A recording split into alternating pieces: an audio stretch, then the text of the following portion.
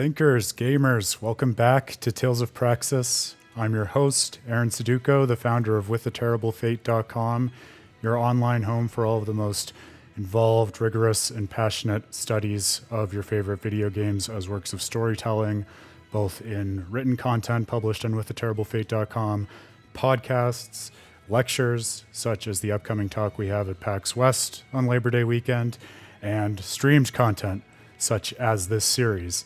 For the last few months, I've been running Tales of Praxis as a streamed series and series of companion written articles analyzing, studying, discussing, and celebrating the work of Namco's Tales JRPGs through the years, playing them through not in chronological order, but rather according to our thematic sensibilities on With the Terrible Fate's first ever adventures in Twitch streaming, and also writing companion articles, studying and working through those games, thinking about how they've developed a language of storytelling unto themselves over the years, and also how they've made a broader impact on the storytelling of video games and why that matters.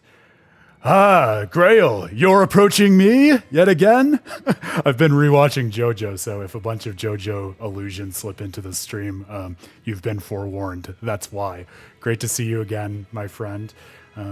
We stopped somewhat in the middle of an adventure in Tales of Berseria last time, working on figuring out the whereabouts and details of whatever Artorias is planning with Velvet and Co., and getting into the good graces of the Shadow Guild in Logren to get that information. So definitely want to jump back in and get the show on the road to wrap up that next stage of the adventure. I wanted to share a couple of quick updates just at the top of the stream as we ease into a whole new fun week here. One, to follow up on what I was saying on Friday, I am confident that barring some unforeseen act of God, knock on wood, the new companion article for Tales of Symphonia that I've been working on is going to be out this week, because I made a lot of headway on that over the weekend. It's been a really fun one to work on. As I was saying on Friday, it very quickly expanded in scope from the little character study of Regal that I wanted to do. But I think it's expanding in a fun way that will probably be fun to talk about on stream and just think about in relation to the value that we find in these games. Because I don't know if this is something that resonates with you all too. Tell me if it does. But I think there's something really special about the experience of playing just a really well-composed narrative in a JRPG like Tales of Symphonia. And one of the ways that I'm able to recognize that, not even as I play these games, but when I step back and think about them, is pretty much any single thing that interests me about the game. When I take the time to pause and say, like, well, why is it that interests me? Why is it that I'm interested in that? Like, what is it trying to tell me? And I peel back the layers and try to understand that. Chances are good that I end up discovering like a million different connections between that one thing and a bunch of other pieces of thematic content and character content and everything else in the game, because it is all interconnected, right? Because it all speaks in service of one compelling and coherent and just well put together story. And that doesn't happen on accident. I think that, as much as anything else, is a really cool testament to just the quality of the Tales series as much as anything else. So to tease just some of those connections and add on to what I was saying on Friday without getting too much into the nitty gritty of it, it's gone from being a little character study of Regal to including stuff about Regal, Presea. We've got some stuff on mythos in there, Lloyd's philosophy and approach to the quest he undertakes, Kratos, Sheena, even little stuff like the nature of skit-based storytelling and EX gem storytelling. So I think especially if you like the analytical approach and also just the little diversions that we are apt to take throughout the Tales of Praxis stream, you're going to really like this article because it goes in a lot of similar directions, but with hopefully a little bit more of a through line and cohesive analytical perspective than is possible with a bunch of one-off commentaries and discussions on the stream, which is part of why I wanted to do this companion article series as part of Tales of Praxis. I think too, my hope is one of the things that's getting me excited about this particular article is as I've asked those questions of what is it that interests me about these elements of Tales of Symphonia, I found myself sort of stumbling into what I feel like is my answer for why Tales of Symphonia is so renowned amongst its player base for not just being a highly replayable game, but in fact being a game where as soon as you're done with it for the first time, you want to replay it right away and maybe even several times. Like my friend and colleague Dan, with whom I'll be lecturing in Seattle in a month, is a great example of this because he played Tales of Symphonia for the first time maybe a month and a half ago at this point, and he immediately went through and played it. I didn't even get his final playthrough count, but something like 7 or 8 times without putting it down. And I don't think that's an unusual experience, and I think it's really fun to sit down and try to figure out what it is about the game that makes that the case and makes it so rewarding. So that's a big part of what I've been wrestling with. The other thing that is a bit of an aside and more related to the lecture than this, but it's all kind of related because the content of the lecture is Pokemon and JRPG, is as Dan has been playing through some of these Tales games, I also wanted to do some complementary homework in terms of getting a bit more grounding in the Pokemon series, because I've always been a bit of a fan in passing, but if I haven't mentioned it on the stream before, I have this weird relationship to Pokemon because I grew up playing basically all of the weird spin-off games as opposed to the mainline like color games. So I played like Pokemon Colosseum and Gale of Darkness and Arceus and Let's Go. But most of the more standard Pokemon games for which the series is known went right by me, and I just never really got into them. So I wanted to have a little bit more background of, okay, what are we talking about when we talk about Pokemon? So I asked our resident Pokemon expert, Dan, given the limited time I have and all of this other video game research and philosophy of game storytelling that I'm doing, what would you recommend me to do to get ready? So he said, play Fire Red and play Platinum, I think was the other one. So I started a playthrough of Fire Red. It's awesome. I feel like I'm 8 years old and discovering all of the Poke magic for the first time. It's way harder than I expected, especially just cutting my teeth on more modern Pokemon games. But that's part of what's fun about it. Charmeleon and I are hacking through the gyms. We just beat Misty over the weekend while also working on all this Tales stuff. So I'm sure insofar as the stream is interested in my impressions on that, I will definitely have impressions on Pokemon as well as all the Tales stuff as we move forward here. And those were my my few updates. Grail, was your question, who's his favorite character? Who's Dan's favorite character in Tales of Symphonia? And Dan, unsurprisingly, based on the conversations that you and I have had, Grail, he feels exactly the same way about Platinum. If I didn't mention it last week, actually, as he's launched into his next season of his Pokemon Rose podcast, he actually said this really interesting thing where like he never played Platinum as a kid, but now seeing it as an adult, it's become like one of his favorites, if not his favorite, and in his feeling like the definitive Pokemon game. So I'm really excited for that one, but I feel like it's the dessert that I have to wait to enjoy after I do Fire Red. Not that I'm not enjoying Fire Red, but it's a different kind of game. Dan, actually, in hindsight, this shouldn't be surprising to me. I was a little surprised by it at the time just because I feel like this is an unlikely favorite for everyone. His favorite character by a mile was Zelos. And his reasoning was basically he really likes the character with, a heart of gold who's, dealing with the burden of this tortured family history that he didn't ask for and the hard relationships with, his mother and his sister and everything like that. And kind of wisely puts up this facade of the, philanderer, devil may care, lazy prince guy in order to mask that, but who's carrying it in a much more mature than you would realize initially way right beneath the surface. So I was surprised. I mean, I think I talked during my Symphonia Remastered playthrough about how Zelos has grown on me over the years. But in the pantheon of Tales of Symphonia characters, I mean, they're all so compelling for all of their own reasons. I would find it hard to choose Zelos over a lot of the other options out there. But that's one of the beautiful things about the game. I think it says so much about your personality and what it is that you value in the story to be able to find your particular favorite character out of the whole group, each member of which is compelling in its own way. Yeah, I think you did, Grail. Honestly, you Yeah, I hope we get to have Dan back on the stream or something at some point because I feel like you two are very simpatico about a lot of these things. Unsurprisingly, because I am simpatico with Dan about most of his gaming views too, and you and I are also nice and simpatico. So great gaming minds think alike. Welcome back, my friend. It's great to have you. Everyone else, welcome to Tales of Praxis. As a quick refresher for the chores that we were doing for the Shadow Guild we found in Logren. So far, it's all about these medicinal supplies that are marked with the papal seal? The cathedral seal, rather, but the papal seal for all intents and purposes. So we were sent to destroy a bunch of crates that putatively had medicine marked with the cathedral seal. And Eleanor showed up and was horrified by that, understandably so far, based on what we do and don't know about the situation.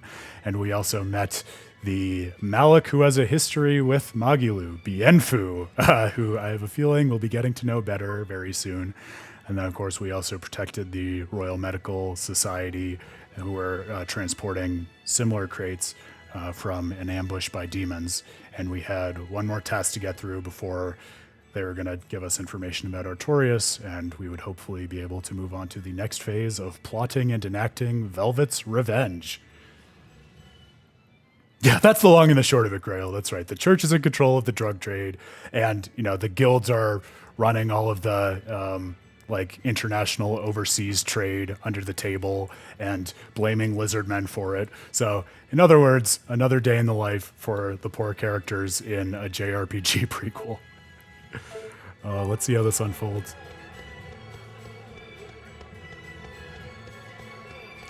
It is fun to be in that wonderful, late early stage in a JRPG you've played before but not in a while, where we're encountering all of these characters whom I remember feature much more prominently in the later story, but now we're just kind of getting to know them in passing and they're making their first appearances. That always just brightens up my experience of a playthrough in a special, kind of hard to put your finger on way. Trouble at the docks, was there? Well, so long as the job was done. Oh yeah, Grail, I think I missed your message about feature creep in relation to my article. That is totally a thing that happens with me. That's part of why I like, just having the articles as part of a broader series of articles, because that makes it easier for me in my head to say, okay, yeah, I want to talk about this part of this game, but this article might not be the best place for it. The problem is once I start seeing these connections, it's really hard for me to hold my tongue and not point out those connections as part of the overall thing. And especially with a game that's so beloved and so discussed like Symphonia, I also feel like there's this onus that I put upon myself to really say something that offers some kind of original insight and is worth the time of the gamers who sit down and read it. So hopefully that comes off without it being too overwhelming. It seemed to play out okay for my Tales of the Abyss article based on what people said about that. But man alive, it does have a way about it that turns what should be in and out 3-day writing projects into 2-week heavy duty research projects. I've been living inside the most easily accessible text dump of Tales of Symphonia, as you might imagine.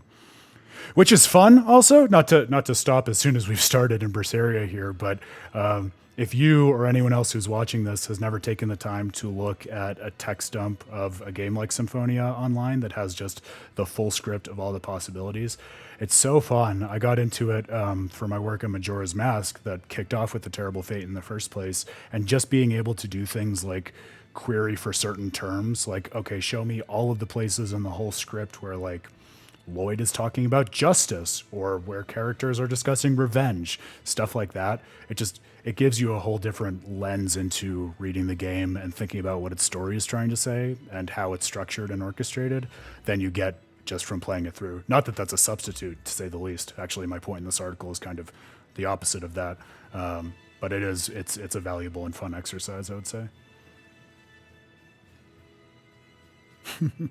I think that kind of getting out of hand is fun, though, Grail, for me at least. And I say it's fun because, yes, it's overwhelming. Yes, it makes a project harder to complete. But I think most of the time, at least for me, when that happens, I start noticing those things and I can't put them away or put them on a shelf because they get me really excited. And that's just a good signal to my brain that, I'm working on something that is worthwhile and interesting and worth exploring in a little bit more detail, I have to imagine you feel the same way about your stories, and it's a pretty rewarding feeling of all the possible ones you could have about your work. A scholar named Mendy. I wonder if he has something to do with these medicines that bear the cathedral seal. Gallus Lake Road. All right. Good luck. I look forward to hearing your report.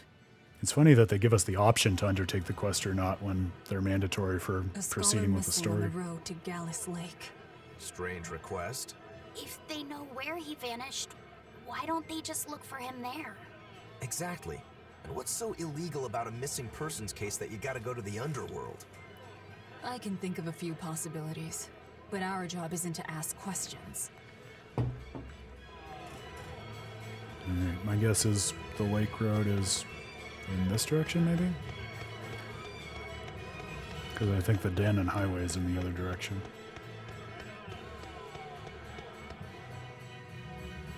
Grail, you're the one who brought it up, not me, but since you brought it up, I have to call you out since you left me hanging last time. You were going to tell me about the project and then you had to dip, so consider this your re-invitation.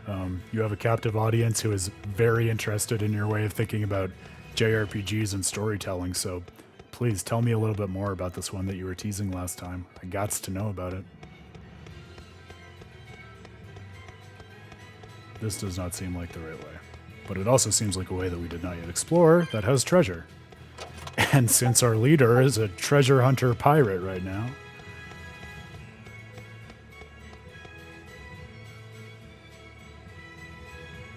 Oh, this is the way to the castle. Got it. Oh, look at you saving me time, Grail. You saying you don't want to watch me wander around aimlessly for the next 5 to 10 minutes before I find where I'm going? No, thank you. I appreciate it. There's got to be a way to, like, see the overworld map from here, isn't there? Oh no, I accidentally just warped somewhere. That was not my intention at all. Well, we got there slightly faster. I still haven't readjusted to the Berseria button scheme from some of the other things that I've been playing.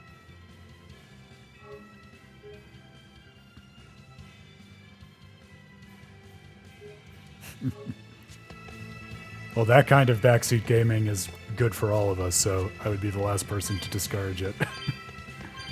You have my gratitude, my friend.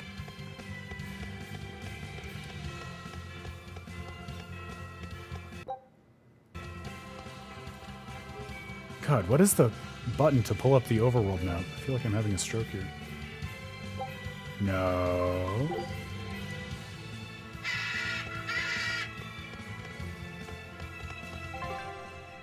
Oh, it's square. Of course it's the last one that I would hit.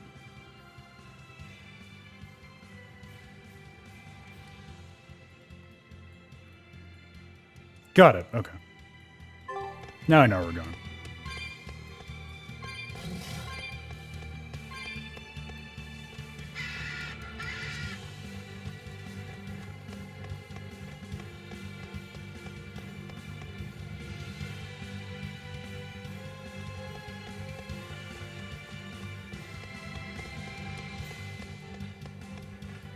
Oh my god, they're demons, but they can't just jump off that bridge to save us time and getting around to where we're going. You better be ready.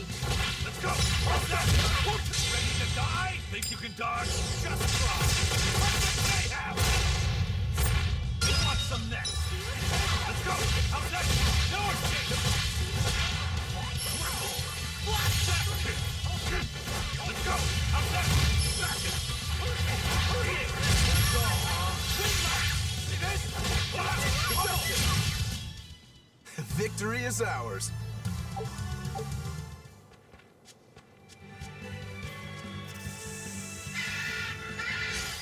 You're fighting the Reaper. Almost! No mercy! Wounds that will be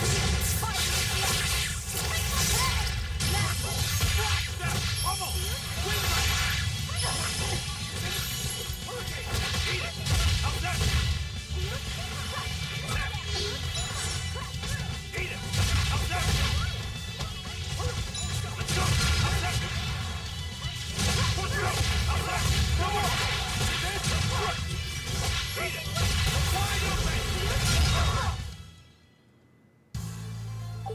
wish I had power like that.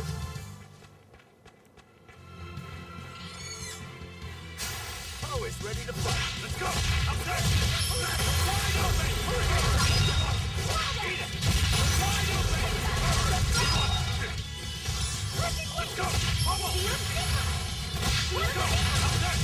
there! Okay, I've decided. Well, Draconic Dive is not quite as fun or overpowered as Therionizing is. I think it is still very fun. And I'm such a fanboy of Eisen's diving into this right after Zisteria. It's just, I'm taking much more pleasure than I had even expected in playing as him. That noisy demon looks pretty strong. Think it might be one of those Code Red demons? Doesn't matter to me.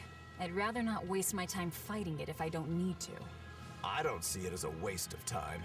Look, the Abbey only has a handful of exorcists strong enough to take something like this down, right? Probably. I'd say praetors like Lady Teresa and the legates could probably take it on. And those guys are all your enemies, right? I see where you're going with this. The Abbey is strong, both in its individual members and as an organization.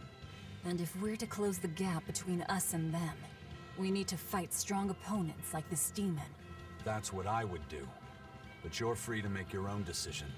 All right, I'll concede the point. But we should determine just how strong it is first. I don't want us to bite off more than we can chew. That goes without saying. I'd rather not get myself killed due to inadequate preparation. You don't have to worry that much. If you want to go fight, I'll help keep you safe myself. I promise. I don't recall asking for your protection. You don't need to.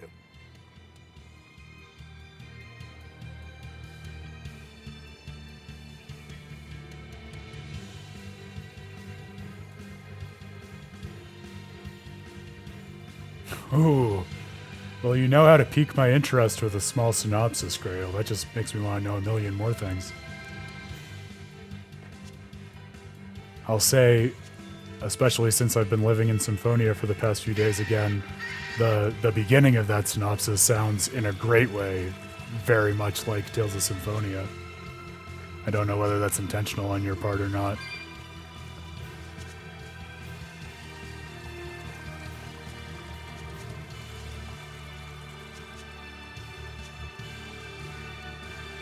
So how far along would you say you are? I forget if you talked at all about this last time, but in terms of like how much you've developed versus how much you want to develop overall. Agreed about Draconic Drive, by the way. I definitely feel like I'm being rewarded for something when it triggers, as opposed to Therionizing, which is a nice feeling. I like that. I'll end this quickly. Hold out! Up there! Killing flash! But I'm this close. I want this! Form zero! That is interestingly different, though, in a fun way, that, like, your premise is the idea that it's not as if the world has been blessed with mana from somewhere else, but rather contaminated with it. That puts me almost more in mind of something like Genova in Final Fantasy VII or something. I unleashed all my power. Maybe I overdid it. Alien contamination that just totally reconfigures the nature of the world. Oh, and see, now this is annoying because part of me wants to wrap all the way around to go and fight that Code Red demon. And part of me also feels like that's just such a chore when we just wrapped around to go in the direction for this quest. Maybe we can just take it on the way back. I feel like that's a fair compromise.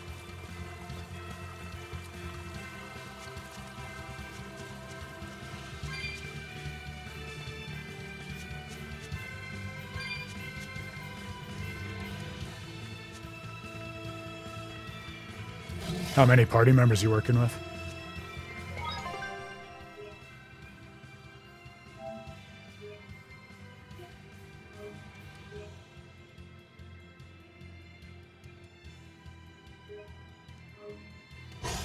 Looks like you want to die.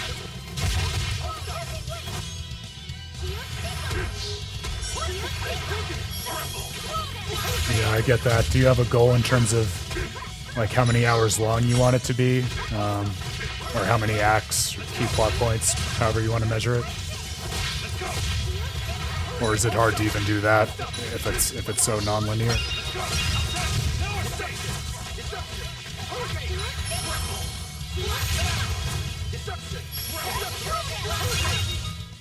Nothing can stop these fists.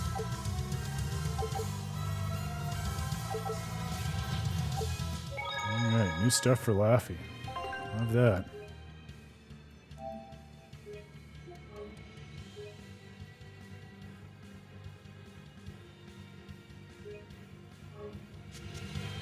I'm gonna guess this is where we want to go? Yes! Gallus Lake Road. Alright.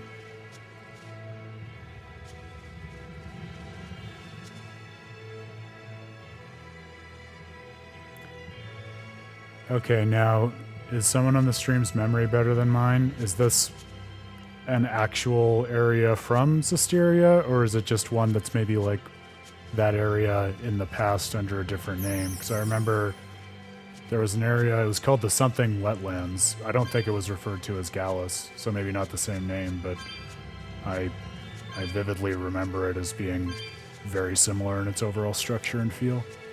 It was where we fought one of the Fortin sisters, if memory serves. Move it or die.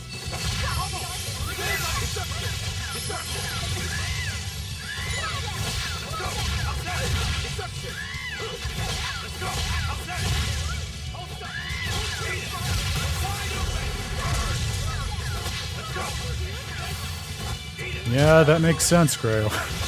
that would be where the problems start.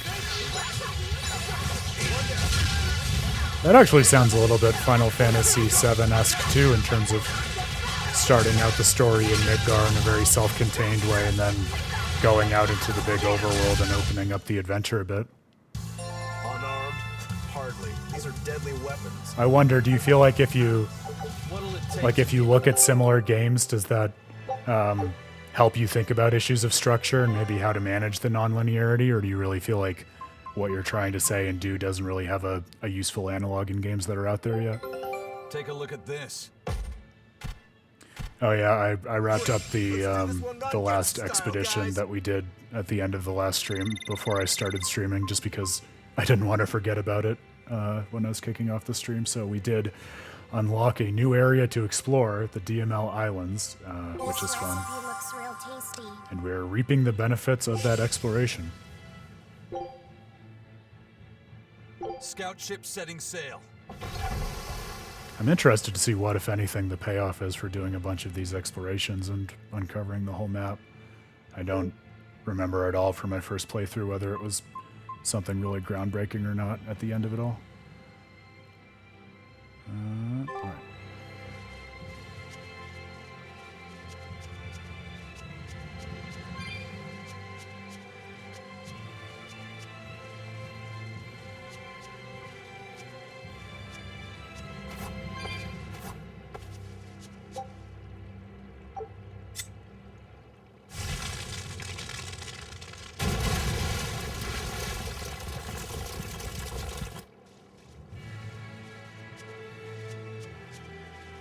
You love it when things roll just right to make a path.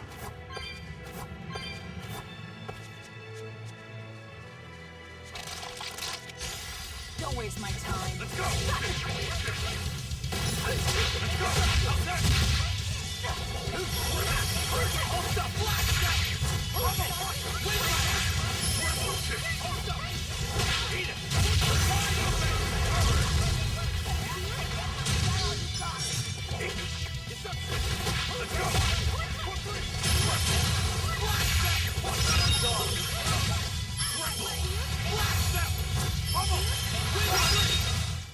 You won't get any pity or compassion from me.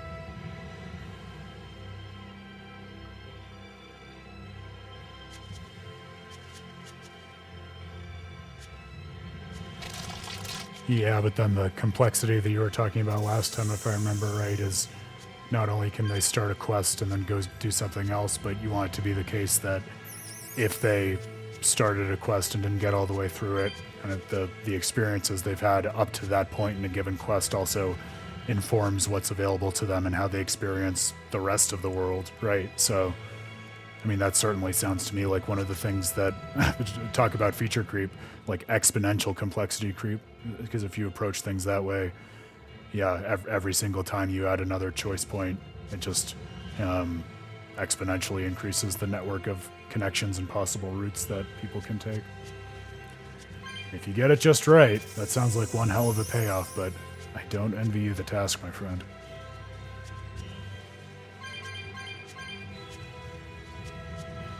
How long have you been working on it again? Said like the better part of a year or something, am I remembering right?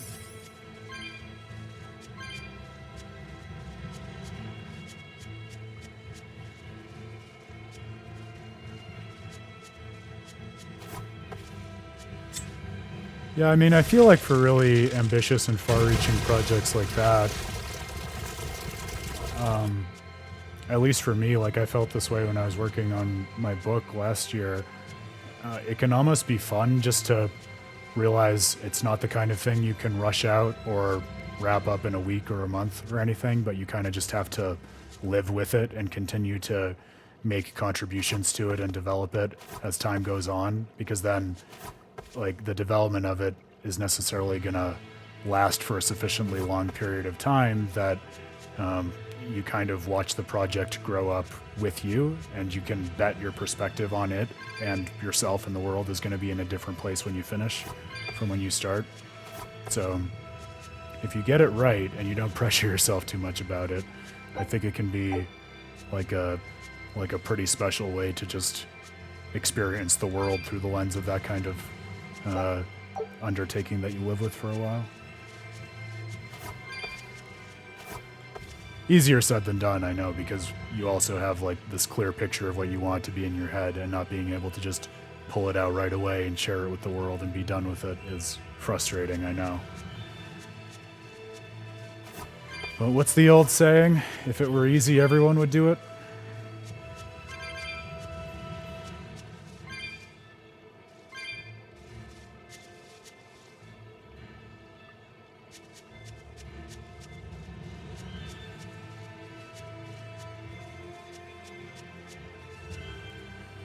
Have you thought about bringing on other like team members or friends with kind of background or expertise in the parts that aren't your strong suit to maybe help make it feel a little less overwhelming to you?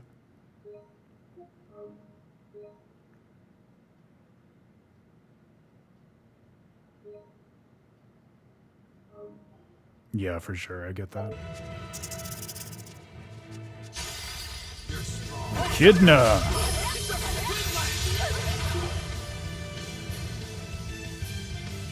I can't even tell if this is related to the quest that we were doing, or if it's just a code red demon or some other field boss. Well, either way, let's kill it.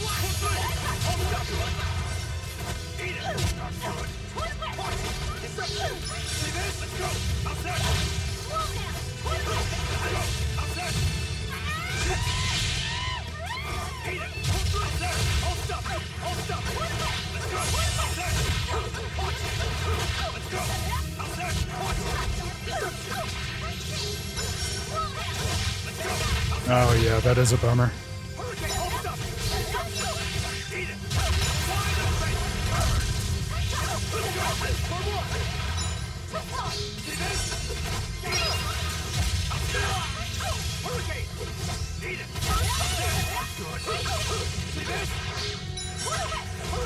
Well, I don't know a lot of people in that space, Grail, but if you have anything really specific that you're looking for in terms of freelancers with certain expertise, I'd be more than happy to shake a few trees for you at least. See if I can find someone to have a conversation with.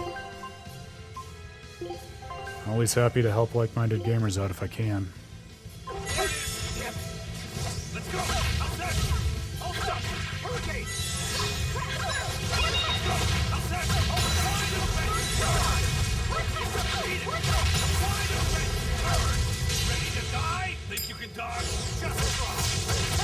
Ooh, that was a pretty satisfying combo.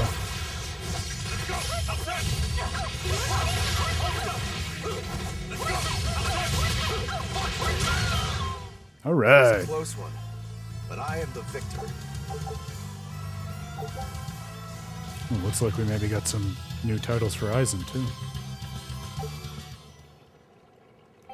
And yay, we can make battles even more intense. Just what I was waiting for! True Eisen. That's too cool of a title not to apply right now. I love that. True Eisen.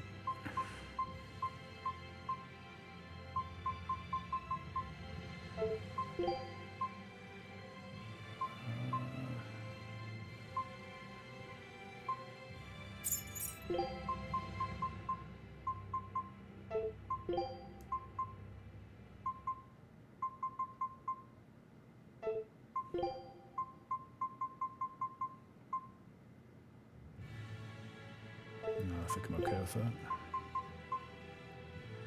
All right.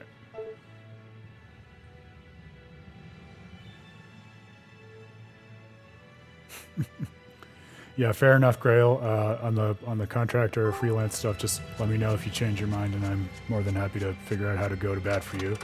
On the intense difficulty stuff, all I have to say is I'm happy to have you in the stream background doing your brutal masochistic challenge run, because that way I feel like I'm doing a really hard playthrough vicariously, but I myself do not have to actually suffer through it. Which reminds me, how is that insane project of yours going? Basically developing the equivalent of the Nuzlocke challenge for the Tales series. Have you given up yet? I would have. Let's go! How's that? See this? See this? Well, if you're still doing it, I guess it must be going all right.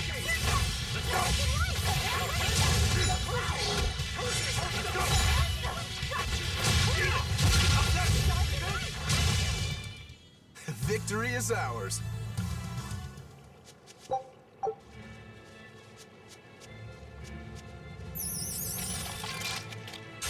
I'll end this quickly.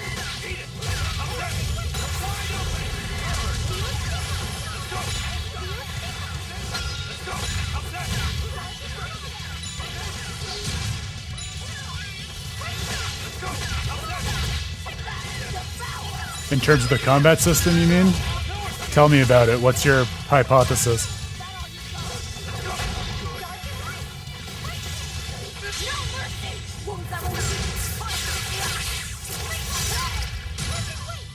Tell me, yeah, give me the preview.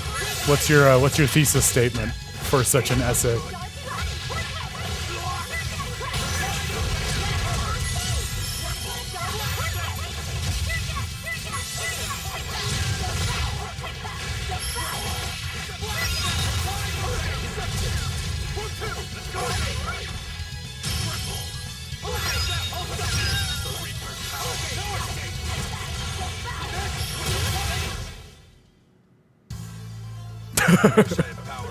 The dangers of the claw, oh no. Forget about it if I were. If he doesn't like that, you're gonna need to go with another title. Equipment Curator, ooh, we're getting all sorts of titles. Good things happen when you actually grind out some enemy battles on the way to your next objective, I guess. Ah, leave me hanging again, Grail. It's your new favorite thing, I guess. No, I'm giving you crap. Eat your dinner. It's important. If there's one thing that JRPGs have taught us, and nothing else, it's the importance of cooking and eating food. I myself cooked a mighty fine burger that hit the spot right before sitting down to stream with all of you fine gamers and thinkers. If you want to live, get out of my way. Oh, it's okay. Evie will get over herself. She usually does.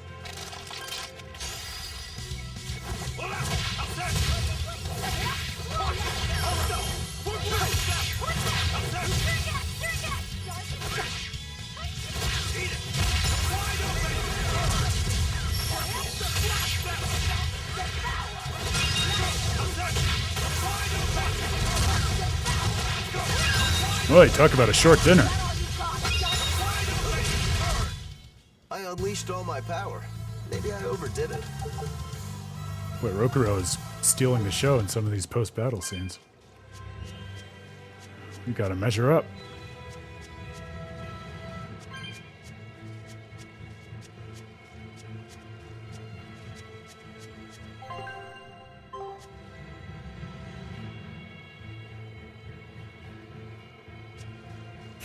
That's the only way to shitpost, my friend. You can't do that justice when you're running on fumes.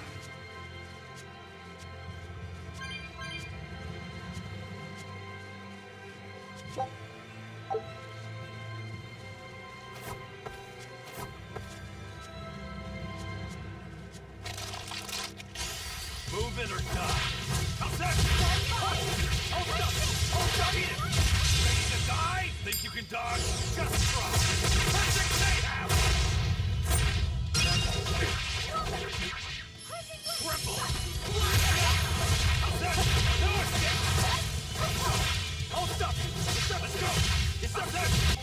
I'm thinking about Aizen's Mystic Heart after just sitting and watching in awe and appreciation, because it's such a cool Mystic Art, but also just it's one of those where if you stop and think about the idea of perfect mayhem, in some ways that's such a perfect microcosm for the overall like approach and pathos of this particular party and their perspective on the world, where we've talked about how they're bringing about chaos wherever they go as kind of a means to their ends, but it's a carefully orchestrated chaos in the same way you might imagine a perfect mayhem, where it's perfect in the sense of actually being in service of their goals and whatever it is they want to achieve. So it seems like there's no order to it, but the beauty and the reason it's effective is exactly because it rejects the sort of order that's propagated by the Abbey and other similar institutions. Cool art name, Aizen.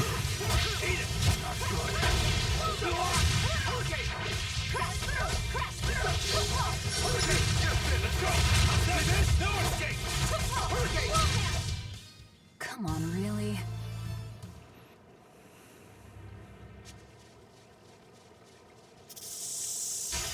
Move it or die. Trouble!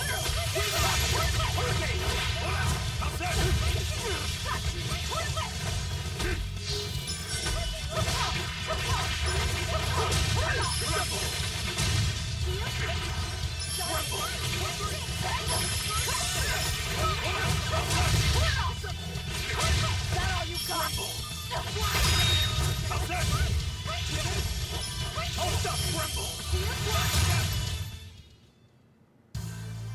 Your style is really unique.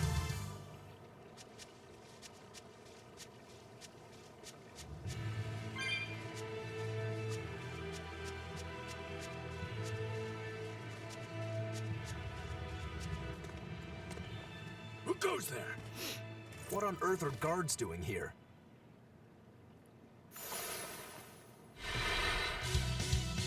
That's not good. Watch out! They've got molecules. They're no ordinary cell sorts. Let's go! How's that? Not good. Let's go! Pummel! How's that?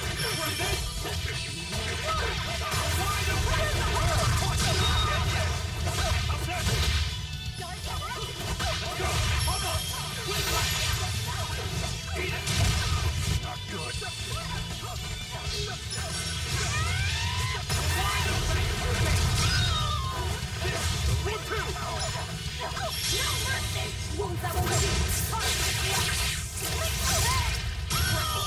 Sheesh.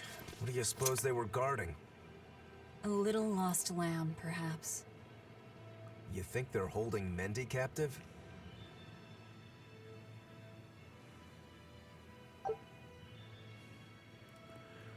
Oh, that's interesting, Grail. So is what you're saying in terms of it being unbalanced, like in the case of actually interacting with the combat systems, the price for being hit with a status effect is too severe to recover from, and it's too common to get a status effect in the first place. Whereas Velvet's particular ability to Therianize just kind of lets you play in easy mode and ignore all of that, which is also not a very fun system because either it's an unfair system against you, or the only way to get an advantage is to ignore the system and not play by its rules. Is that what you mean? We can move faster on a map.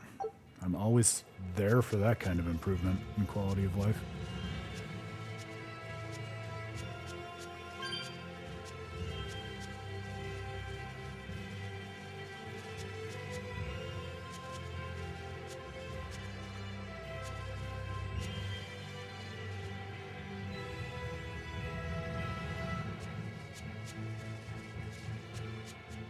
Whole group of Is there miners, someone it looks here like. named Mendy? We've come to help. Oh, thank goodness. I can finally go home. So they were keeping you prisoner. They made you mine vermilion ore? Yes, I discovered a method of refining it, and it cost me dearly. What's vermilion ore? A rare stone made of concentrated nutrients. It can be used in medicine, but it's also poisonous. Correct. So you were making medicine? Yes, they were forcing me to make a nutritional substance called nectar. Isn't vermilion ore supposed to be highly addictive? I told them that, but what choice did I have? Whatever. Our task is complete. Can you get back to Logris on your own? I can. I'm terribly sorry. Why apologize to me? So it is basically the Finished drug all the trade, jobs. Let's get back as to you the were old saying, ladies' Grail. tavern. It's usually drugs. You sure do like that Mabo curry. Do I? Don't ask me. You didn't think it was tasty, Velvet? Couldn't tell you. Huh? Food doesn't hold any flavor for her. According to Velvet, she can never feel sated, and the only thing she can taste is blood. Oh, I see. Yeah, that's a really interesting perspective, Grail. I find myself wondering as we continue on with our playthrough here and we think through sort of what the story is trying to say and the relationship it's trying to develop between us and Velvet. I wonder whether there's a way you could almost be an apologist about the game mechanics and the battle system and say it's like reinforcing the point of the story where, one thing that we've already seen in the game so far is Velvet's quest for revenge is this kind of it has this sort of magnetic force to it where everyone else in the party seems to have just kind of gotten sucked in for the ride, even though they have their own reasons. They're fascinated by this girl and her obsession with Artorias and wants to see what lengths she'll go to in order to achieve her ends. And so I could almost imagine someone writing a critique in defense of the battle system saying yeah, it's trying to push you into using Velvet and having an unfair advantage with her because her entire character is that she's sort of developed this way to have an unfair advantage in a world that is brutal and unfair to everyone in it, which would kind of be an interesting narrative overlay that sounds very resonant with the kind of battle system that you're describing. Not that would make it feel more fun or fair a system, but that maybe it has a particular way in which it reflects the inequities of the world and the fiction that Berseria is playing with and creating.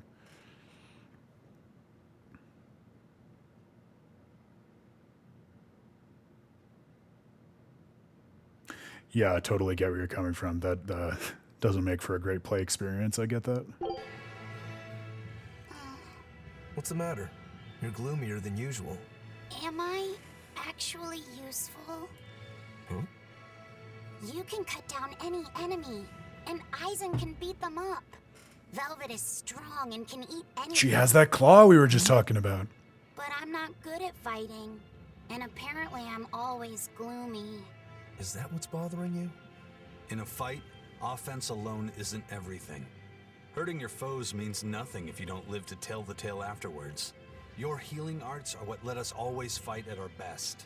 He's right. Compared to dead weight like Magilu, you're plenty helpful Brutal. out there. Only compared to Magilu? I didn't mean it like that. I was just saying she never helped at all. You're not going to grow overnight. Be patient. You've only just been set free. That you've even managed to keep up with us this far is a feat in and of itself. Strength comes by continually improving your mind and body. Keep your spirits up and keep working at it, and you'll get there before you know it. I will? The drive to improve is what's important. Right. Yeah, I get that, Grail, and I feel like that's what we were talking about a while ago on the stream. Sometimes it's not even one thing so much as just a bunch of little things conspiring to kind of make trouble for your ability to get into the game. I do feel like I'm trying to build up a case for being an apologist with Berseria's combat and game mechanics, because I do feel like the Tales games are the sorts of games that they think about the combat systems and other gameplay mechanics as a reflection of the story, and sometimes, like, especially in a world like this that can be pretty brutalistic and unfair, I wouldn't be surprised if maybe they thought about the balance of the combat system in a way that actually intentionally brought about some of the effects that you're talking about. But it's just interesting to think about. Yeah, point taken for sure. Hi, Ron. Sorry if I'm not pronouncing your name right. Pleasure to see you. Welcome to Tales of Praxis. Yeah, we're if it's your first time joining us, which I can't remember whether it is, but the whole conceit of this stream is that we're basically going through a variety of playthroughs of the various Tales games, and then I'm also writing companion analytical articles just to try to think about their storytelling language and the way they've contributed to gaming as an art form. We've decided, I think basically just by analyzing my commentary on the games over the course of several months, that it's probably fairest to say right now my favorite is Tales of the Abyss, which I have oftentimes foregrounded with a lot of preamble qualifying it. But Grail, since you're on and I know you'll keep me honest, I'm just going to say right now, for all intents and purposes, it's probably the case that Tales of the Abyss is my favorite.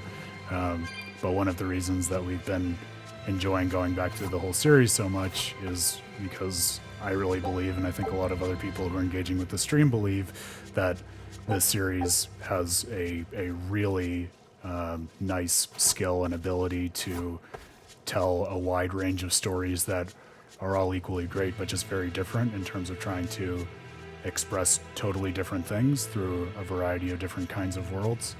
And so I don't even know that it's fair to say some are better than the other. I think it's really just a question of what each one is trying to express and what we can take from them as players. Hey, Kaiser Gamer, welcome to the stream. Pleasure to have you.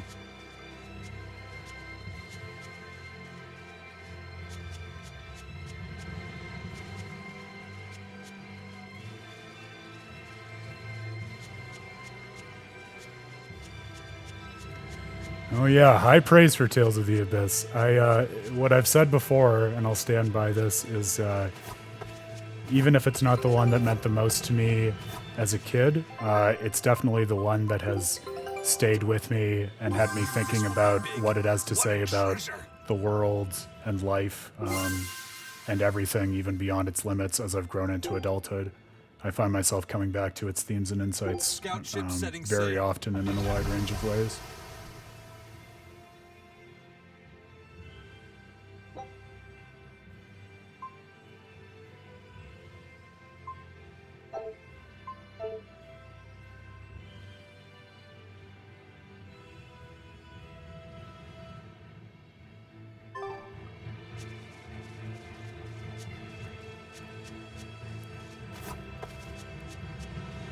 For the friends, thinkers, and gamers who have more recently joined the chat, I was talking about this at the top of the stream, but also after working on it and just getting waylaid by a variety of other projects for the past while, I'm finally going to have a new study out on like the characters and the storytelling dynamics of Tales of Symphonia later this week. So I'll definitely update the stream once that is available to read and consume and talk about on withaterriblefate.com. But that's one that's been a long time in the making. Tales of Symphonia was the Tales games that inspired me to start this study of the Tales series on Twitch and on withaterriblefate.com. While I wouldn't say right now it's my favorite of all time, it's definitely the one that, emotionally speaking, meant the most to me growing up. It was my first Tales game. It was my first video game story, period.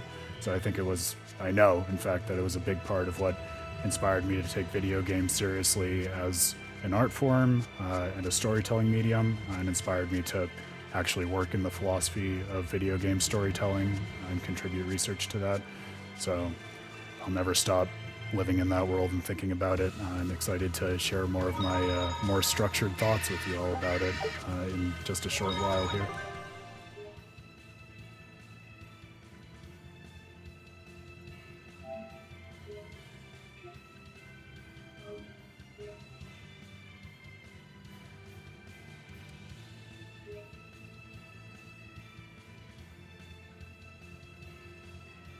Oh, that's an interesting take. I love Jade too. I've never heard him described as the most important character. In what sense would you say that? What makes you think about him as more central to the story than the others? Hey, Pizzicato 5, welcome back, my friend. Pleasure to have you back on the stream. We are just rounding out the end of the Shadow Guild quest to get some more intel about Artorias here. So you haven't missed much by way of development from the last stream.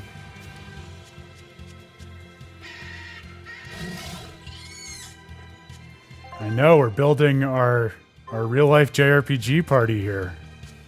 We have a quorum. I love to see it. It's a good problem to have, not being able to keep up with all the chat you find folks are having.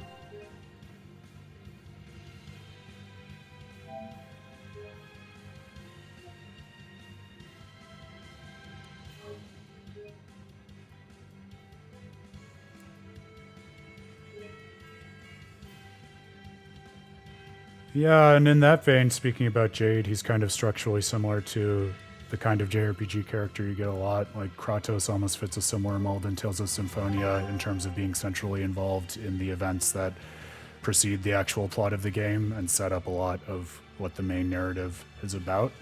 I think Jade's a really interesting character too, though, because despite being so central to like the technology that makes the plot possible, as you say, and kind of creating the conditions that are necessary for Luke's existence, I think, especially when you think about him in that lens, he's so understated and doesn't really talk that much about himself, and gives characters like Luke the space to figure out their own lives and what they want to do with it and tell their own stories.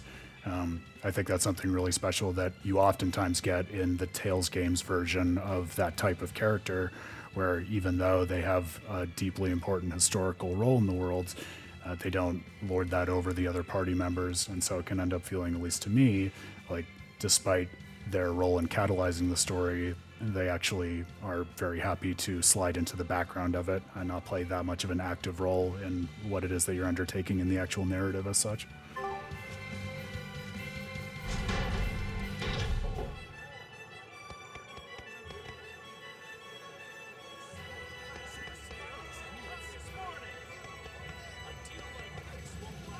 Yeah, it was very fun times going through the Calyx in Zestiria and experiencing the Jade cameo there.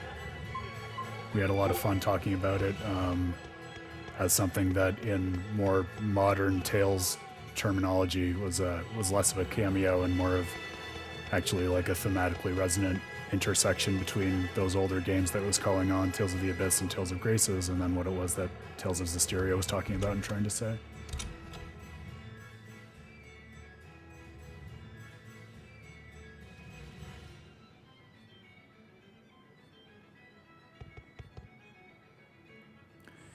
Yeah, funny time to be bringing up Vesperia. One of the things I've been talking about over the last few streams is that I actually just finished a playthrough of the definitive edition off stream, and I'm still thinking through it. It was only my second time playing the game, but one thing that really kind of is stuck in my craw right now is I know so many people talk about Vesperia as the vigilante game.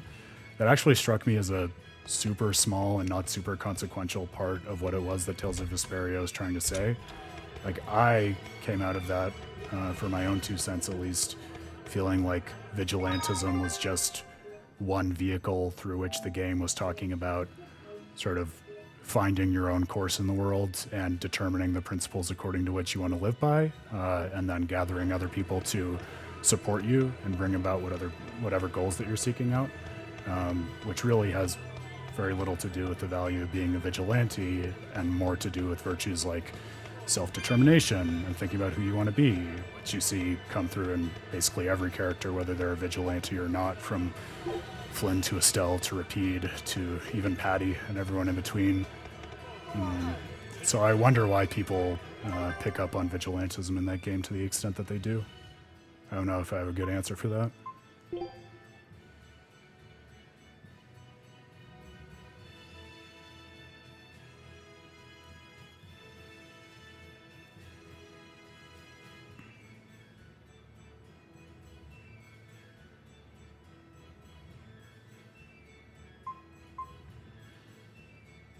Yeah, Kaiser Gamer, I actually, I looked up the kind of funny trivia behind that just because, you know, I'm working through all of the Tales games as part of Tales of Praxis, and I never knew that history. It's funny because I guess in hindsight, it's exactly what you would expect. It was because back after Tales of Destiny came out in the States, I think Destiny was the first one that was localized before Fantasia, and so Namco was concerned that most of the branding of the series in the West was around Tales of Destiny rather than Tales. And so when they did Eternia, they marketed it in the West as Tales of Destiny 2 to try to be consistent with the branding and have people recognize it. And then, of course, they did an actual sequel to Tales of Destiny, and everything went to hell. Yeah, funny how those things pan out.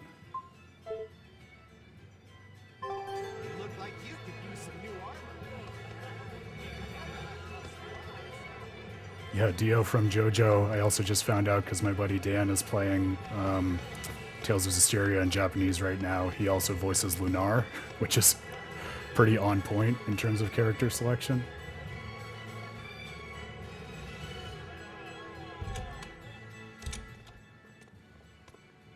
Welcome back. That must have been hard work. How does marble curry sound to you? I also have our specialty peach pie on hand. We had a deal. Spill it. Shepherd Artorias has gone north, up the Danan Highway, at the Abbey's newest temple, the Empyrean's throne. I'll also just, I think I have a message about this in the chat, but just for the benefit of people who have not played the games before, we try to avoid too many spoilers in the conversation, especially for the game that we're currently playing, just because I know it can be hard to do that amongst other Tales fans, but just for the sake of if there are people who are watching through the stream of the game and experiencing it for the first time. Not to interrupt the flow of conversation at all. He is expected to be there for a while. Are they relocating there? In a sense, yes. They're holding a ritual to move the seat of the Empyrean in Nominat.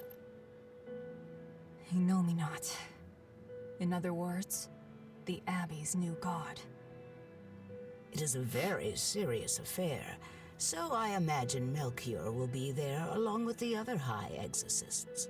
Suits us fine. I might even find him there. That will do. Somewhere in there we'll find a chance to strike. Yeah, and I appreciate that, Pizzicato 5. I know that some people, especially when they're going through a game for the first time, especially myself, find spoilers kind of really deleterious to their experience of just discovering the story. So trying to respect those people, that's all. Perhaps, but be aware that security near the throne is on high alert. We'll manage to get through. No, you won't. You may be able to fool the guards, but there's no tricking the barrier they've put up. They've used arts to erect a giant wall, keeping outsiders away. But they have to get through themselves. That implies some sort of key, right? Yes. In fact, one of our people is looking into that as we speak. However, I'm afraid... It'll cost us. You learn quickly. And here's the bill.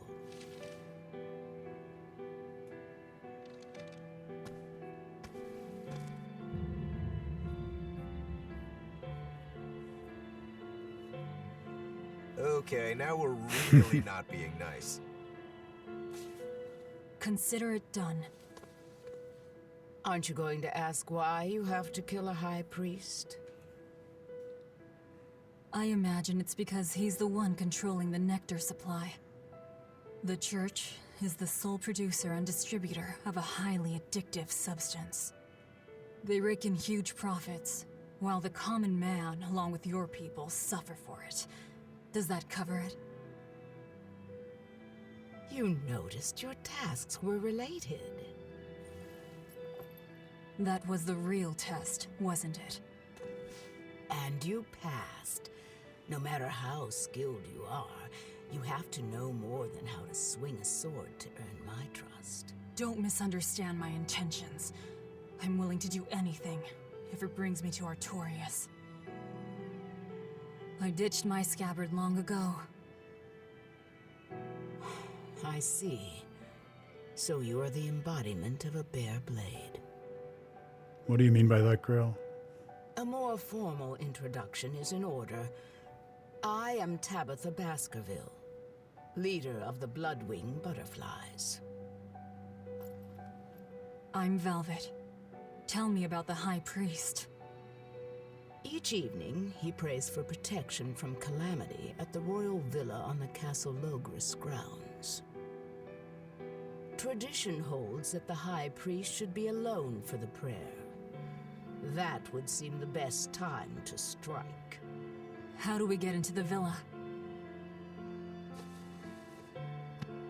Carry this insignia with you, and allies of the Bloodwings will offer you their aid. We'll hold up our end. Just find out about that key.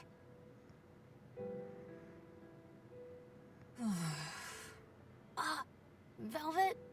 Are you okay?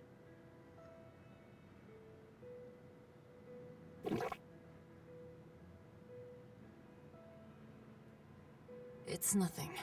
But you seem... I said it's nothing! Sneaking into the castle will be an all-night job. Let's take this time to get everything ready and then rest at the tavern. Yeah.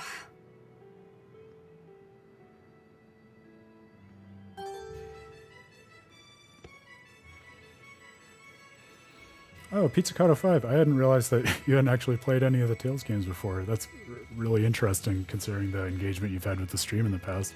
How have you been finding it? Has it been easy to follow from the outside? Has it been valuable and interesting conversation to you? So Grail, when you say flat character, like, what do you mean by that in terms of having just one dimension or not a lot of depth or backstory? Because like when I hear flat character, I almost think of, I guess my first intuition is to go to something like a silent protagonist like Link or something, and Eisen doesn't strike me as that kind of flat character, but maybe you have something else in mind in terms of what you're talking about. If nectar made from vermilion ore is so bad for your health that it was banned, why are they making it? They make it because it was banned. Huh?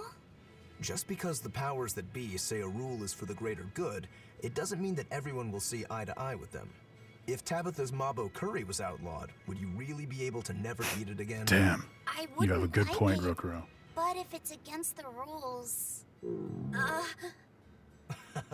Well, you'll get hungry no matter what. People want what they want. But anything forbidden is bound to be rare. And when things are rare, they become expensive. So that's why people make it. Oh no, I appreciate the transparency, Pizzicato. And honestly, I am surprised and appreciate you saying that you can follow the conversations even if you can't really follow the game. I hope that doesn't mean that the conversations are deeply unrelated to the game, because we try to make them related, but I'm glad that you're able to find value in them and kind of see the forest for the trees. The world isn't a simple place. There's an underside to everything. An underside? Contract killers, secret weapons dealers, loan sharks that charge outrageous interest, pirates like me, the folks who offered us mooring for information, and the guild at Helives are all part of it. As are the people who dye chicks blue to sell them at a higher price. And the people who bet on alleyway bug fights. and they'll come to you with a smile, so you can't let your guard down if you want to stay safe.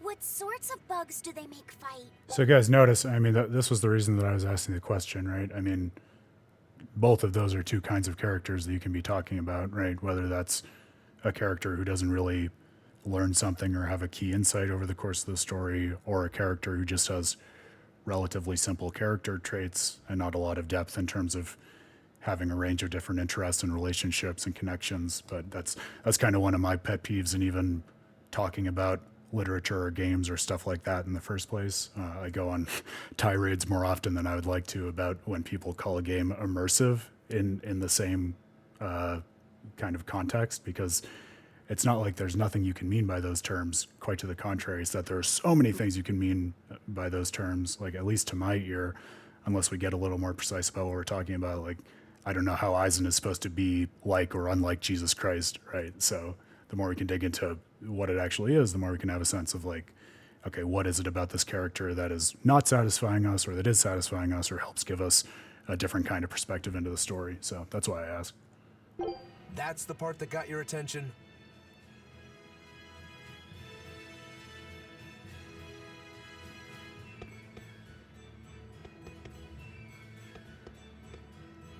So all that to say, I wouldn't catch it out in terms of either of you being right. I think those are just two different senses of character you can talk about that are flat in certain senses that still need to be specified. How are we on items? I think we're good. Right.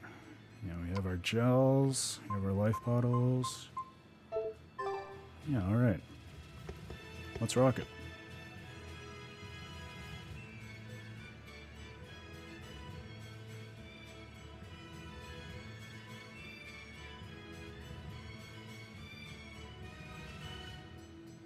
Oh, Pizzicato, I didn't know that's what brought you here in the first place. That just warms my heart so much. Thank you for that. Well, we try to dig into talking about games and thinking about their storytelling in a slightly different way. So I'm so delighted that resonates with you, and I'm glad that just talking and thinking about them in that way is enough to draw you. That makes my day. High Priest Gideon will be alone at night. Rest up and talk to the tavern keep when you're ready. The Shadow Guild. Operates this tavern. It's been that way for generations. The red scarf is a symbol of the Bloodwing Butterflies? Plot twist. You seem to know about. Who would have known? Show that insignia Pizzicato is the person in base a red dist. scarf, and they'll help you out.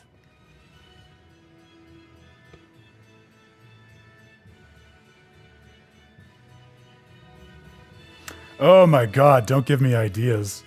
Because then we'd have to start with Drakengard and then do all of that and do all of Nier. And the worst part is that's not even enough to deter me. It would be a project like this. But put it on the shelf. Maybe we'll get to it at some point.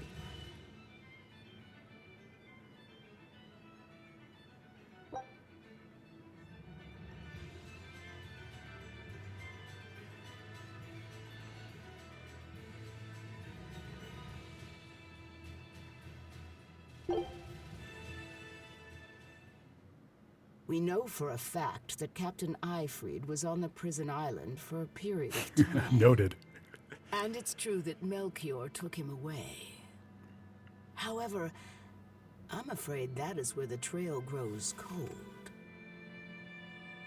In any case, we can be sure that the Abbey has him captive. Grail, that wheel would hold way too much power. And it's hard enough for me to keep going with a big giant project like this when it's something that I've like decided on and put my flag in the ground about. So while it would be fun to give a wheel that much power, I don't think it would spell good things for the content in the long run.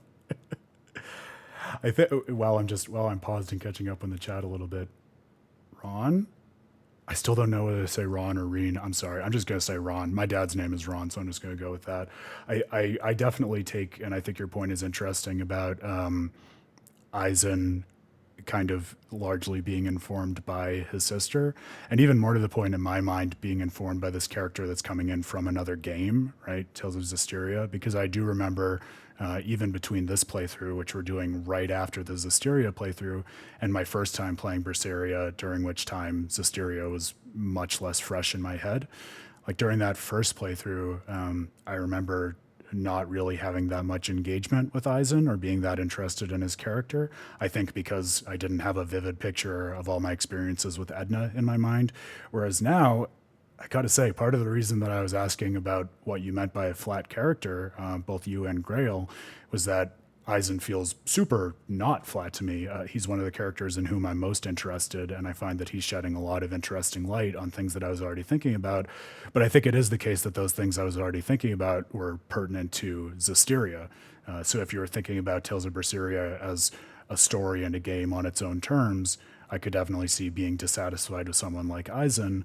I wouldn't say necessarily because he's flat, but so much as I would use the term almost intertextual, right? Like it seems like his primary purpose and the way he's informing the story is by establishing some of the points of conversation and dialogue between this and the other game that came before it, relative to which Berseria is a prequel. So I think he has a different kind of function where depending on what you're looking for out of a character, that might be satisfying to you, it might not be. But what could they possibly want with him? If their aim is merely to fight piracy, they'd publicly execute Rayan. or try Okay, to lure you Rayan. out. I'll work on it. Thank you, Grail. And yet they've done neither. And thank you both Total for your silence. grace and understanding.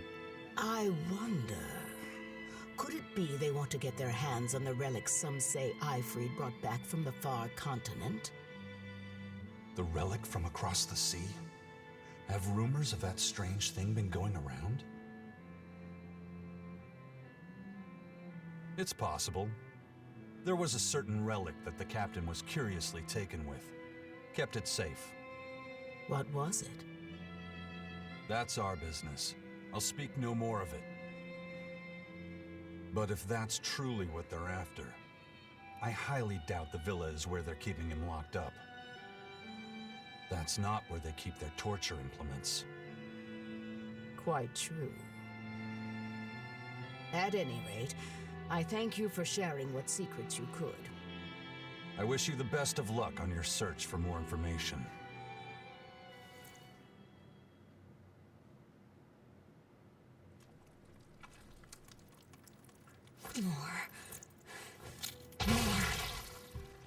More.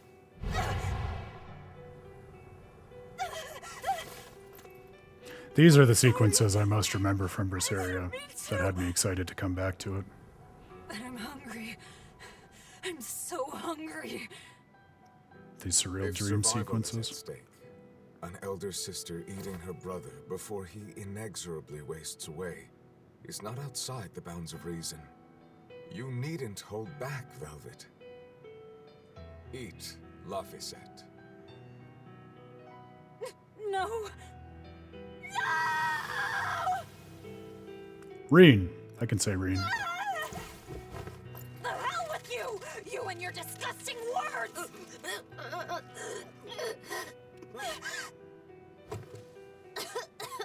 What? Why? You were shouting.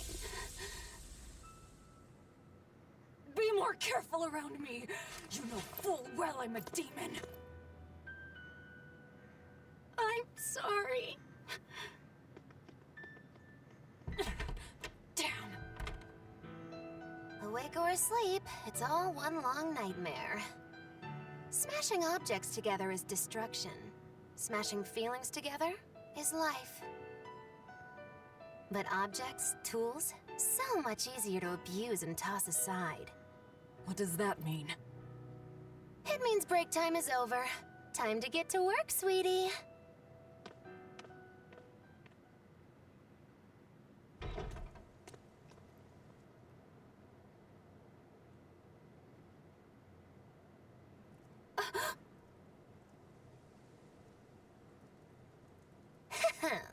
Good thing I showed up in time. Don't tell me you're coming too. Sojourn alongside the gloomy demon lady, and the exorcist controlling Bienfu is sure to appear. I told my own fortune, and there it was. Do your fortunes actually hold water? I've been in the castle before, you know. How useful to have Magilu along, they said in the future. Get in my way, and I'll give you the boot. It's the Viper's Nest. They're always watching. Yes, but therein lie shadows too. Let's look for someone with a red scarf.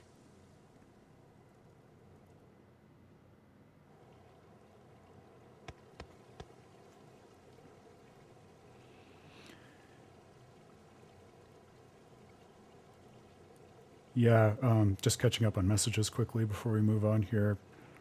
Reen, I'm totally with you, and hopefully I'm saying your name a little better now. I'm sorry about that, but I am working on it. I think it's definitely important to see the whole picture when it comes to storytelling, right? And oh, fantastic! I'm glad we're on the same page. Then I just needed to establish the ground rules. But yeah, I think symbolism can be so powerful, but it absolutely does resonate so much better, I think, when it ties in with a single picture of the story and the themes it's trying to express and the message that it's working to get across, and plot, characters, all of that, I think, in a well-composed story and game need to feed together in a way that that makes it feel like it's worth your time and interesting to dissect. That's one of the reasons I've been having so much fun with Berseria this time around, because I think, at least in my view of it so far, as we're going back through it, it has a lot of cases of those interesting symbols that do, in pretty interesting and challenging and unexpected ways, feed back into opportunities to see the characters a little bit differently, think about what they're contributing to the world and what they're struggling with. The other thing that I think is kind of interesting, Grail, just in terms of what you were saying with regard to characters who are flat in the sense of not changing, is I think there's like, not to harp on this point with Eisen, because I don't know if it's worth harping on with him, especially when we're only this far into the story of Berseria, but I think it is interesting, again, as we continue to like unravel the context and conversation that's going on between Berseria and Zestiria, to ask, okay, for those characters who persist across those games and have a role in both, like, what is the proper scope for thinking about their arc? Like, can we understand Eisen in a different context that might be more interesting if we're not just thinking about him as a character in Berseria, but rather thinking about his character as this single arc across two games? And so it's almost like we need to adjust our zoom lens, or whatever metaphor you want to use, in order to see his arc in a way that we can appreciate and get value out of. I think of something that's probably kind of related sometimes in JRPGs. Like, this thought kind of came up for me when we were doing Dawn of the New World. And I don't think we explicitly talked about it, but I think there are also some characters where like the basic unit of their character development is much more clearly seen through a relationship rather than the character in a vacuum. So for instance, like with Alice and Dex in Dawn of the New World, or even you might say Marta and Emil, their characters can seem in one sense of flat, sort of one-dimensional or not that interestingly developed. But if you think about it instead as a relationship that's going on between two characters, then you start to see something that is more reminiscent of the three-dimensional, richer character development that you might expect from a different kind of single character in another kind of storytelling. So I think that's interesting to think about as well.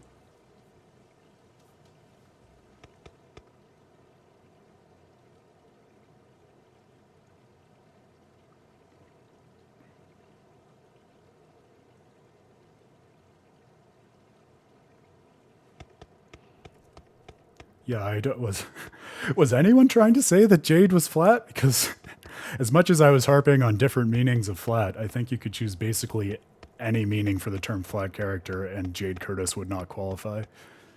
I think he's definitely up there on my list for one of the more interesting and nuanced characters in the Tales series. Did I go the wrong way? I think I did go the wrong way. Yeah, we want to go to the Sanctuary. Take a look at this.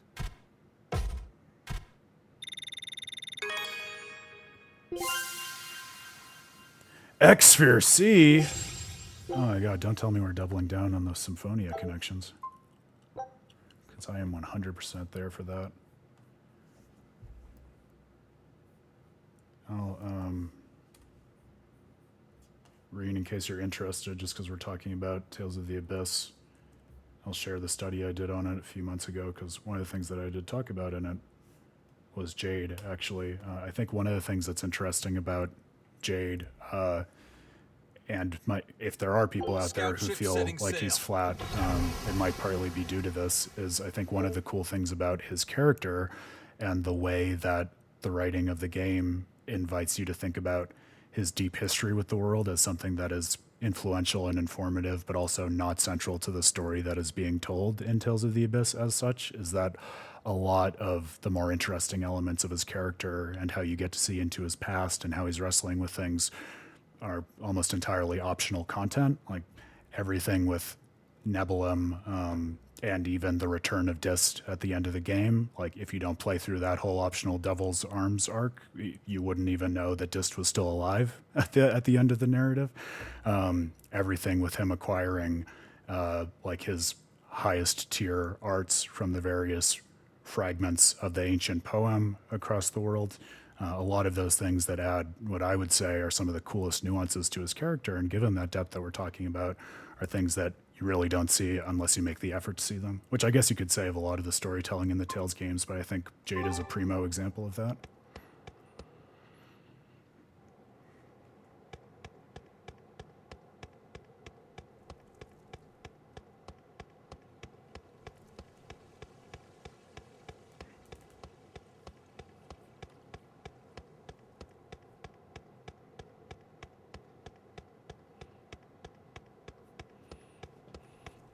English is hard, Grail. Writer to writer. Why is it so hard?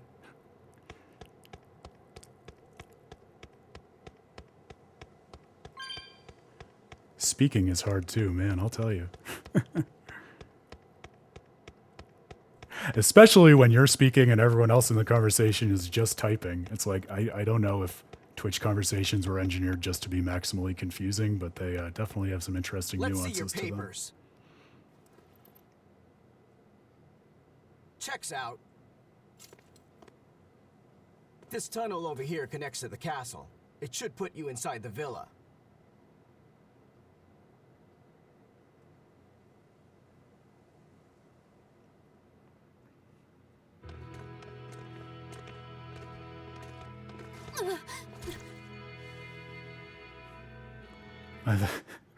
So Grail, I totally take your point, but I feel like I have to call you out a little bit, because saying that, like, compared to Luke, a character doesn't change, I feel like you're saying, oh, you know, like, compared to an atomic bomb, like, a car's internal combustion engine doesn't use explosions. Like, Luke is just such a, like, really cool hyperbolic example of character development.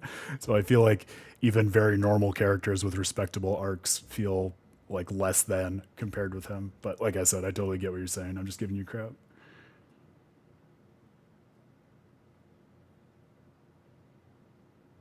Yeah, thinking of voice, I mean, I know people sometimes integrate Discord chat and stuff, so if that's something that the stream ends up being interested in, you know, let me know. That would be a new thing for me to learn, because we're very much slowly evolving from, like, written academic articles to every kind of more modernized content here on With a Terrible Fate. But basically doing it by feeling out what sorts of media people are interested in, so let me know. I'm always open to trying out some new things.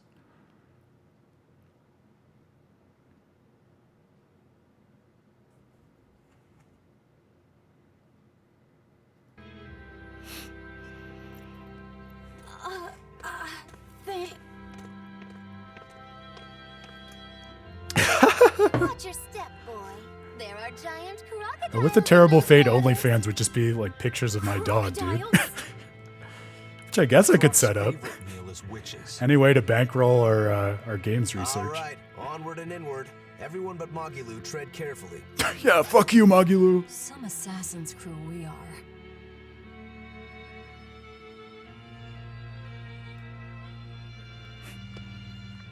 Oh, this is an interestingly melancholic track for an infiltration and assassination mission. Talk about setting the tone through music. The Bloodwings are a serious organization. I'm impressed that they know about this entrance. And they have agents on the inside to facilitate this little operation, too.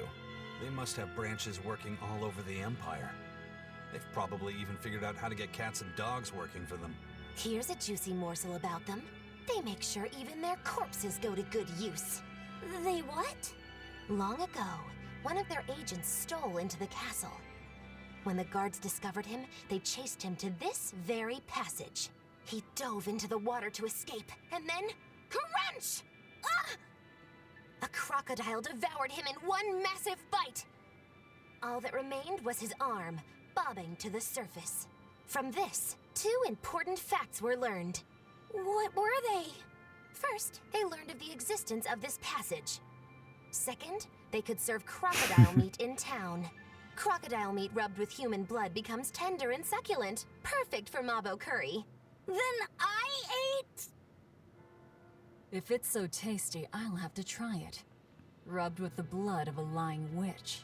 That would hit the spot, I think. And it wouldn't even affect our combat strength. Hey, the kid's a wreck. It was just a joke to help calm him down. Fuck you, Magilu. Joke? Yeah, I totally made up that part about the crocodile. Mabo curry is actually made from man-eating catfish who...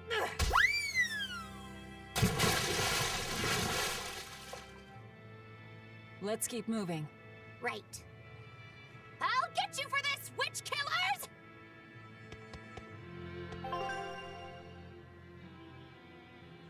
Oh, is this a Dungeon and Graces, Grail? I was contemplating whether it was worth starting a playthrough of that again now, because I do deeply want to go back to that game, but I think I have a little too much on my plate at the moment.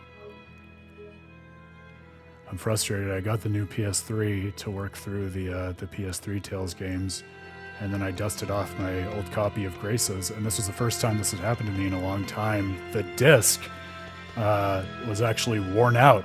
Like, I couldn't get it to download everything it needed to onto the PS3, so I had to buy a new copy. Which in hindsight I was kind of happy about, because the original copy I had was used and didn't come with the case for the game, so now I have the actual case, which makes me feel better as a collector. But it was a sad day to have to replace it.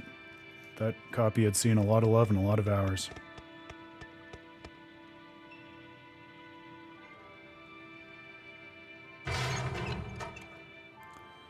I had either alligator or crocodile once and only once when I was in Australia for a conference.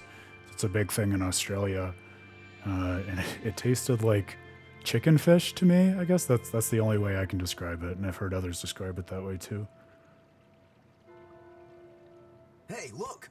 It was interesting and novel to have exactly once, but I wouldn't say I would make a habit out of it personally.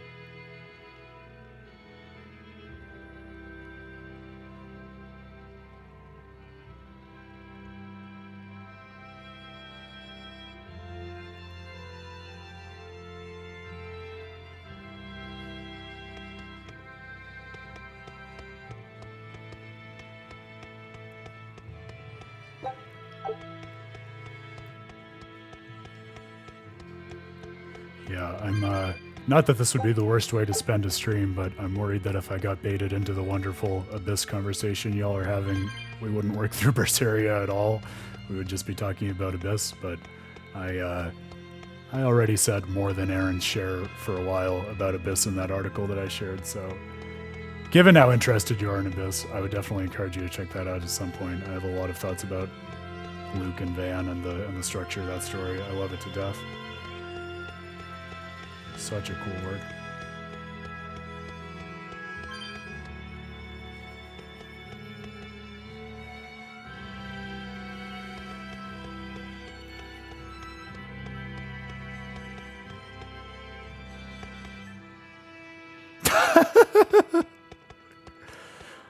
Grail, I wouldn't argue with you there.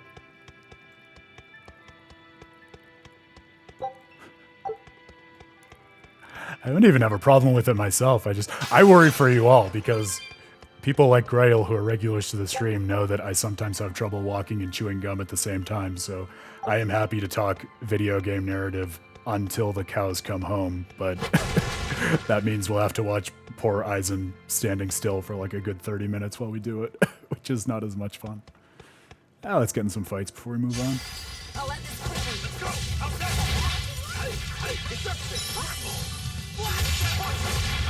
Oh, Reen, I will ask you, because I don't think you were here the last time we had this conversation.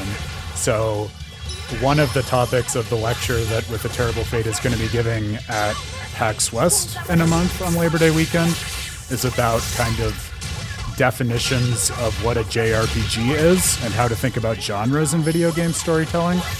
So I've been asking people on the stream if, you were talking to a gamer friend of yours who had never played a JRPG before, And they said, like, man, you know, I keep hearing people talk about JRPGs. I'm interested in trying it out, but I don't really have a sense of what it is. Could you tell me what you think of when you hear JRPG? Like, how would you define a JRPG to someone like that who's like a gamer, understands that, but doesn't really know the genre and is interested in learning more about it?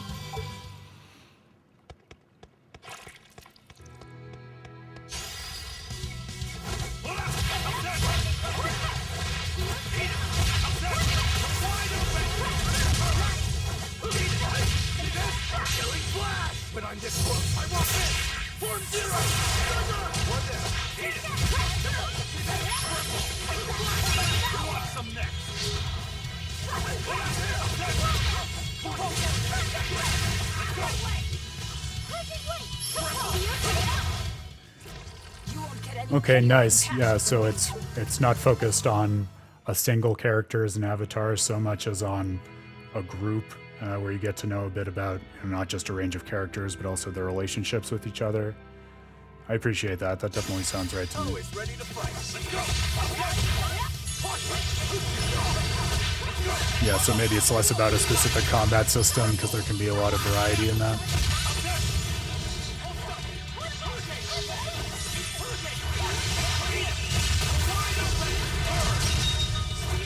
So I wonder then, Reen, if you're thinking about it in terms of the party system, and I agree with you, by the way. I think, you know, when I think JRPG, I think about the groups of characters right away as well. But then if you think about something like, like Dirge of Cerberus or Lightning Returns or those kinds of JRPGs that do seem to focus more on a single character, like, would you say that's just an unusual JRPG? Would you say that doesn't count as a JRPG because it doesn't have a party system? Like, what would you do with those things that some people would call JRPGs, but that, like, self-consciously lack the party system that we see in something like Berseria?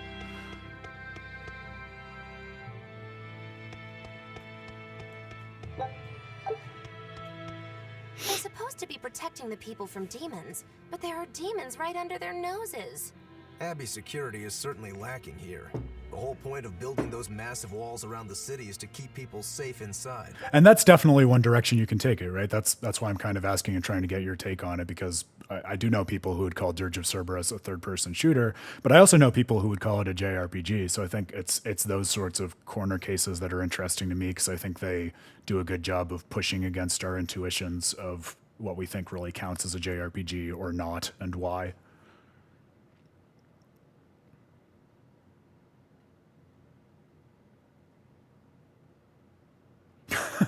Oh, Grail, you're so sweet. Is that the official name of the icon that you used in that message? Because I'm so used to you using it, and I don't think I've seen it anywhere else, that I just associate it with you, and that's it, anyways. So that's good to know. I'm definitely gonna try to shout the stream out. So yeah, maybe I'll put a page at the end of the lecture notes for, you know, thanks to supporters or something like that, because I really do depend on you all for developing a lot of these thoughts, and it means a lot.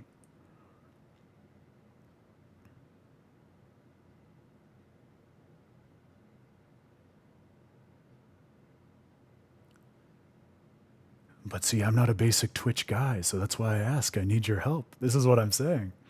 Yeah, length. That's an interesting point, Reen. Someone who was on the stream back the first time we were talking about this said that they didn't feel like length was a major factor. I feel the same way you do. I feel like so much of a JRPG for me is kind of like the certain combination of depth and breadth in a story that you really only get when it's something that is not just interactive, but also across the span of 40 to 60 hours. But it is definitely, like, objectively the case that, as you say, more modern JRPGs focus on length in a way that older ones simply don't. So I feel like at least, like, the sense of long that pertains has changed or evolved over time, if nothing else.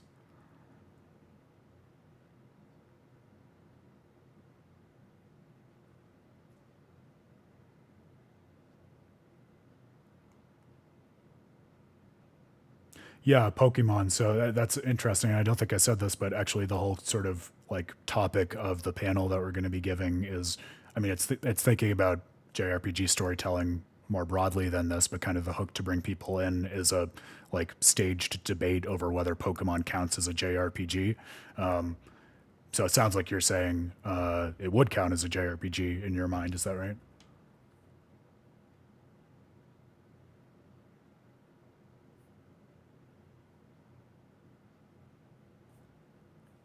Oh, that meme, Grail. Yes. I'm not that out of the loop on meme culture. I do know that one. That might be harder to work into a presentation in a compelling and not super Chad-minded way, but I'll see what I can do. But if there's a demon outbreak on the inside, those same walls will make it harder for everyone to escape. From a gameplay perspective, but not from a like a plot perspective, Reen? Is that what you mean? It wouldn't be hard for Why would that be in your mind? Waterway. I'm sure the Abbey is aware of that. Perhaps it's a trap made to lure intruders in. What? They lure demons in and then ignore them? Something doesn't add up. I know, right?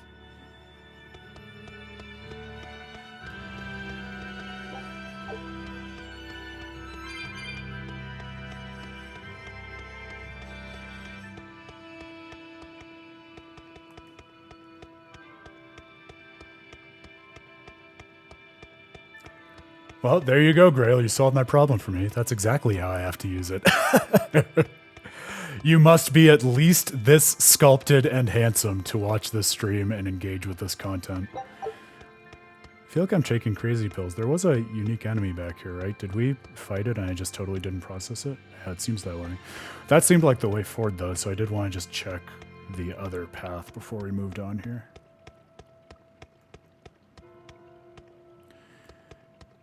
Okay, Reen, that's interesting. So,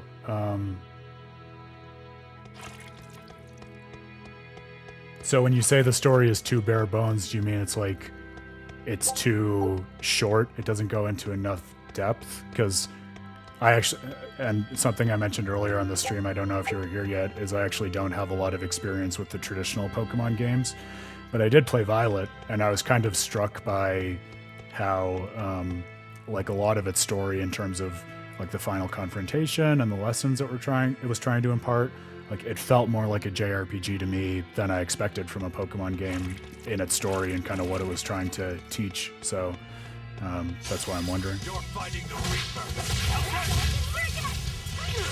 Let's go. Short and repetitive. Interesting.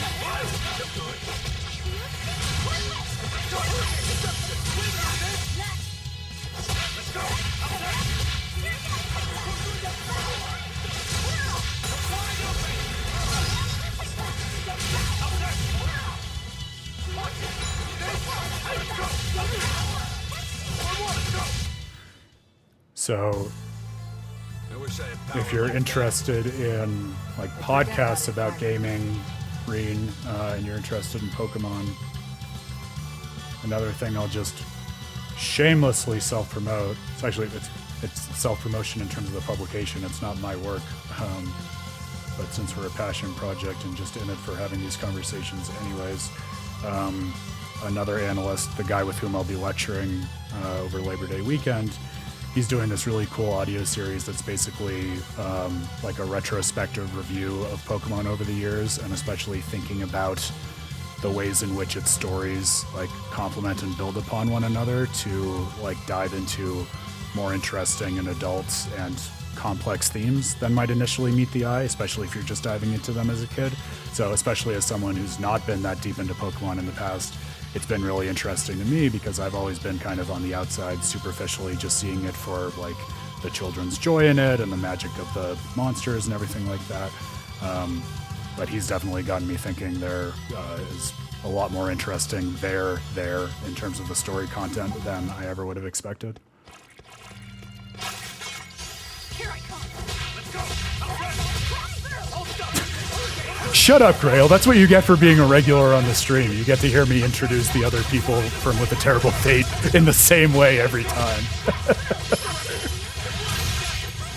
I would just say Dan, but who else is going to know who I mean by Dan?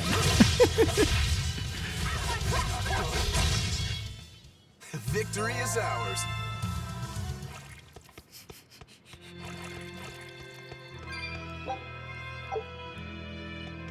It's a good, and at least for me, Grail, heartwarming problem for you to have, because that means you're familiar with me and Dan and with A Terrible Fate. And isn't that a special thing at this point in our relationship?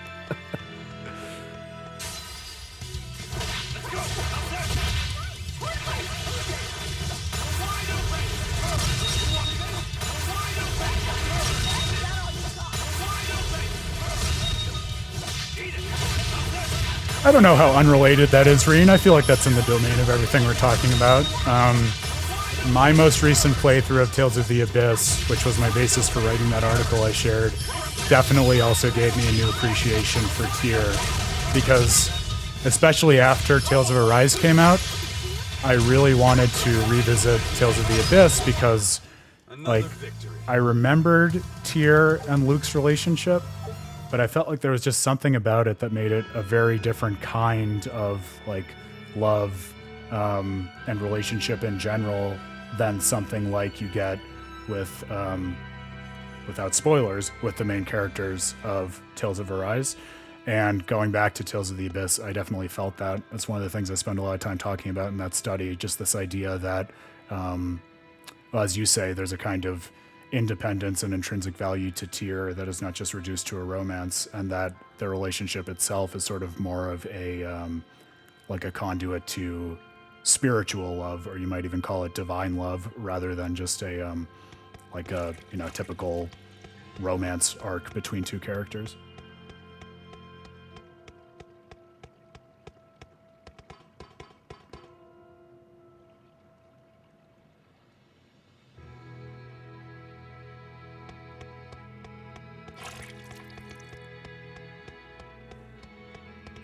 Oh, I think this was the enemy that I was thinking of. It keeps disappearing. There it is. Here I come. Oh no, I thought its aura made it a unique enemy. That's just part of the enemy model type. That's why I was confused.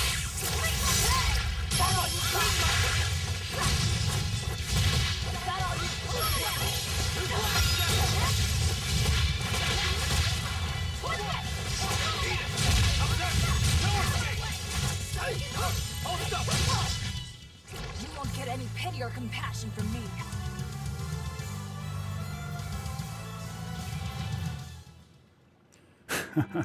Yeah, that's a good recommendation, Grail. Yeah, Reen, for your benefit, Grail has been feeding me recommendations, as is the ultimate point of any stream, just getting a million recommendations for new great games to play and stories to experience. And has been really pushing me down the Trails rabbit hole, which I have not taken the dive into yet, but very interested to hear more about that. Without spoilers, yeah. Because I do want to play them. Well, a lot of things are on my list as I'm chugging through all of the Tales games. Move it or die. That's what I'm saying, though, Grail, in relation to your comment about Tyr. Like, I get that there's the nature of love between her and Luke, but I feel like it's almost a disservice to her character and the role she's serving in the story to call her a love interest. Like, that's probably what you mean by saying that she just happens to be a love interest. Like, that's not how she's defined or the point of her, but I don't even know that I would call her that in terms of how I typically think of love interest as a role in a story.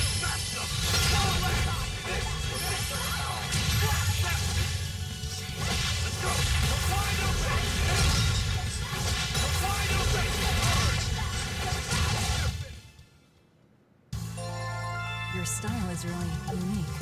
Just wait until I pull out the good stuff.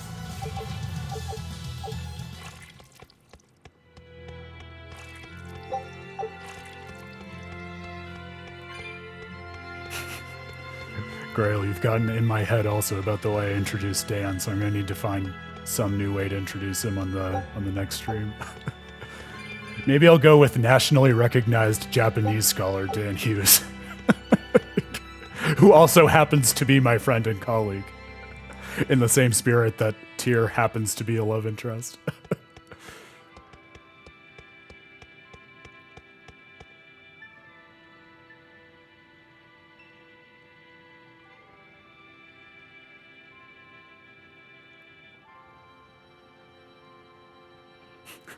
It definitely sounds, even from your bite-sized description, Reen, that you need the patience for it, like you were saying, which, of course, I mean, I think any fan of JRPGs kind of needs a certain baseline level of patience and eagerness to engage with those sorts of long arc stories like we were talking about. But yeah, point taken.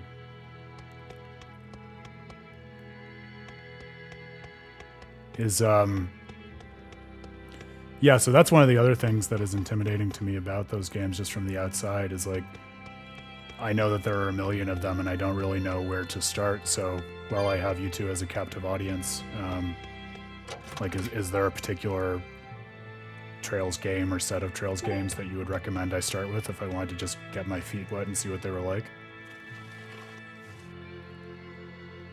Ah, okay. We found one of the marks. Code Red. What are they called? Code Red hunts. We found one of them. Take a look at this. Great. Let's do this one Ron gets it style, guys.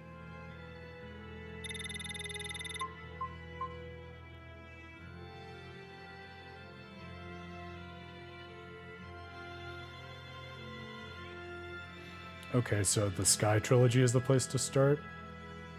Is that the same thing as Trails in the Sky? Or are you guys talking about two different things? This recipe looks real tasty. I feel like the questions that I'm asking are the sorts of questions that, like, people ask about the Tales series too, or even Final Fantasy, but those series are so second nature to me that, like, it feels obvious to me in a way that Scout ship setting with the sail. series I'm not familiar with, like Trails, it's all Greek. Trails in the Sky, all right. I'll tell you what, dear friends, I'm going to move to my laptop right now and actually put that on my actual game list, because that's how much I trust the judgment of you fine members of my real-life JRPG party. There we go. It is on the bona fide list. Let's see if we can take this fucker down.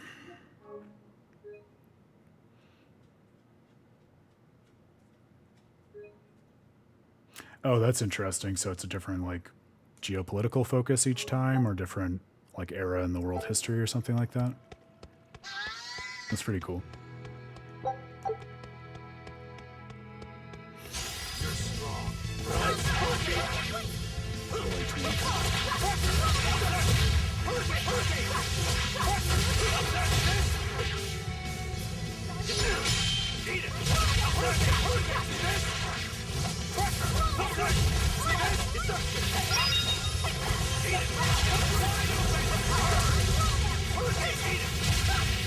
Yeah, that sounds very cool. I didn't even realize that all of the games were contiguous within the same world, in contrast to something like the Tales or Final Fantasy games. I like that. It's a lot to keep track of, I'd imagine, but I like it in principle.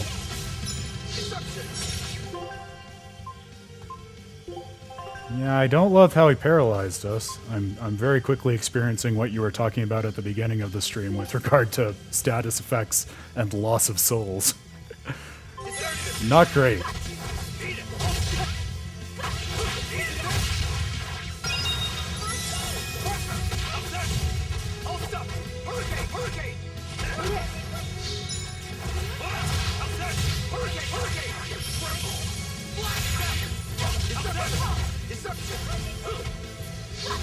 Seems like guarding is his favorite move.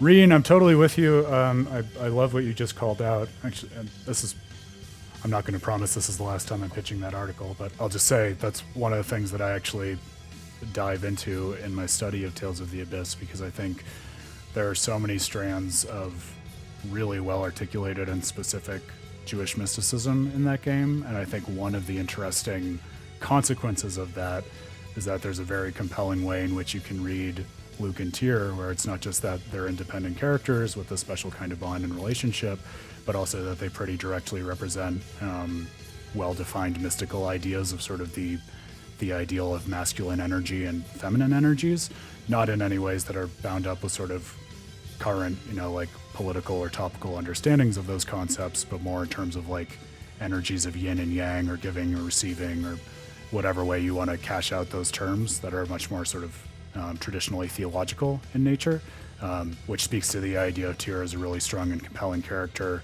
who is strong precisely in her femininity rather than leaning into, as you say, hypermasculinity or something that's closely related to that.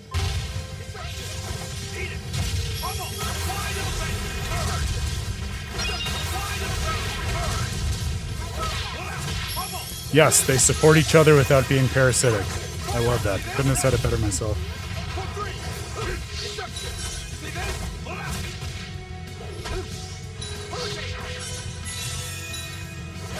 Pretty good model, put simply, for just what a healthy relationship looks like in a world where sadly that can oftentimes be like so hard to find a good exemplar of. Oh, how to build healthy relationships in your life. Just play Tales of the Abyss and learn from that. That's an article someone should write.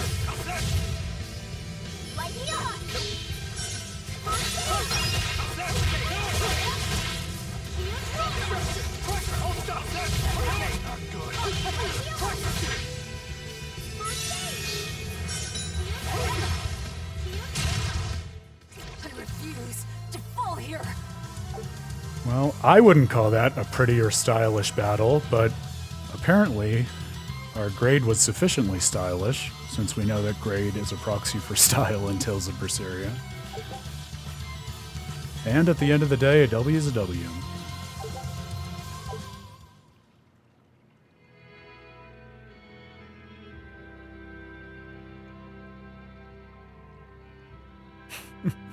Code Geass is something that is still perpetually on my watch list, Reen, but just from your description alone, I can certainly intuit how that would be a frustrating character. And quite un-Tyr-like, pursuant to our conversation about Abyss.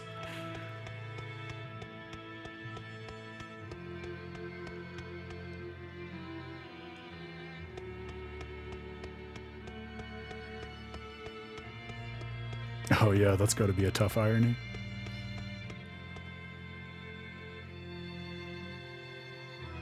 Oh, Grail, I missed your question. No, I think we just have the first two tiers of the block abilities. You just automatically unlock it or get it from a scripted fight at some point, right? I don't think it's something we have to go find. Because I think we only get 2 special colored charges while blocking so far. Here, let me answer it faster with a fight. 1, 2. Yeah, just the first 2. That's definitely part of what's holding me back right now.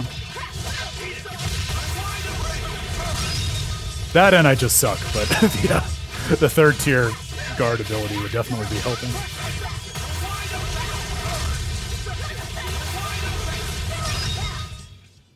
If you want to live, get out of my way.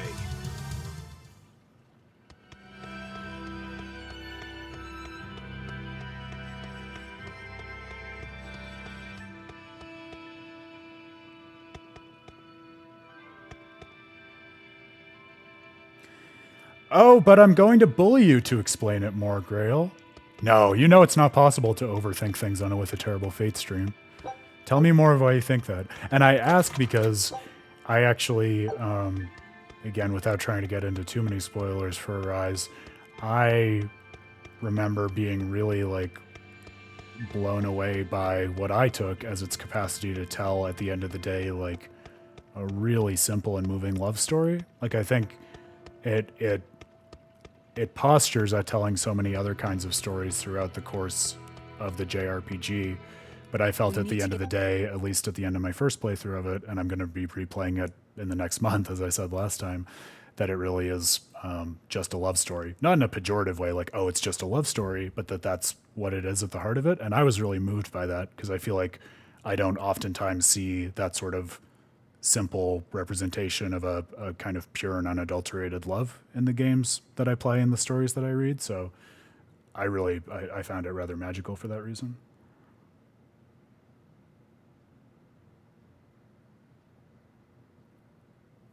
Get through here while it's still nighttime. The perfect place for prognostication. Eeny, teeny, spiny crow. Which way shall we go? Moggy-Loo. Oh, verily the icy glare of death. Boy, which way do you think is best?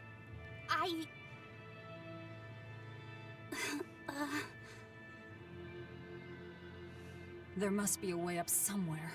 Let's find it.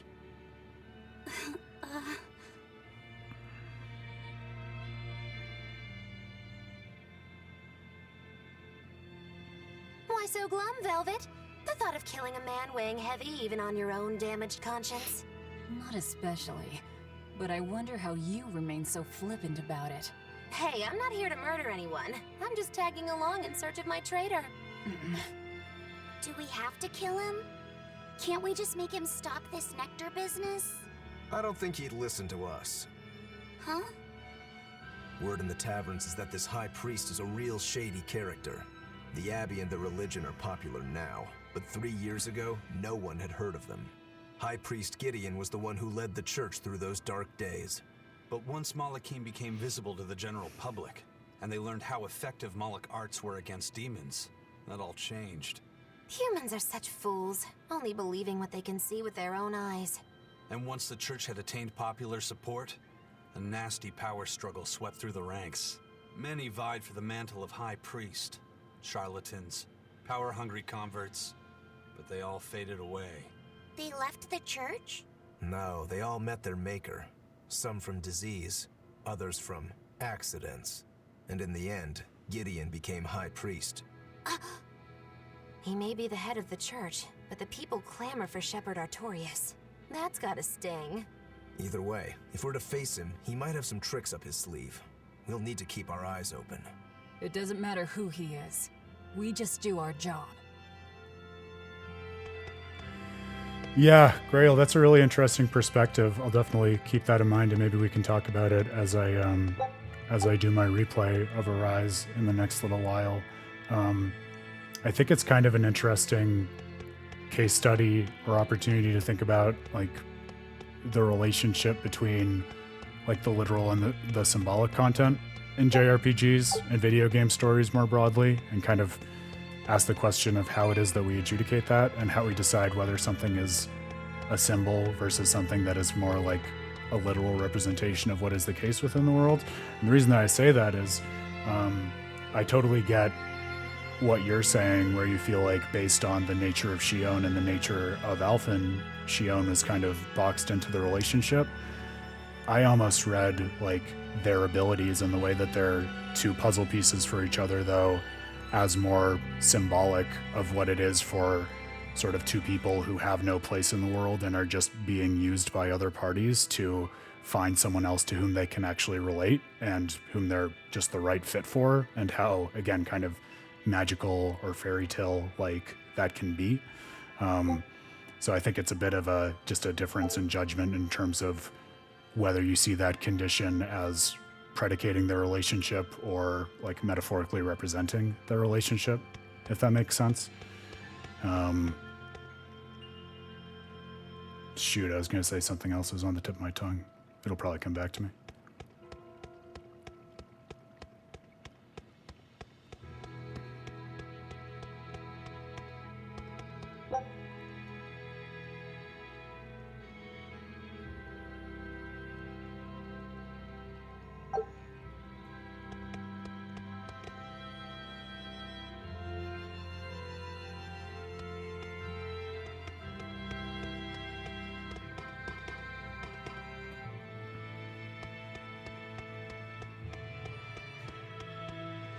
I know what I was going to say. I was going to say, I think that's also an interesting thing to keep in mind, and maybe we can come back to it when we're talking about Tales of Arise, in terms of the motif that's already started to be sown in Tales of Berseria, in terms of why is it that birds fly?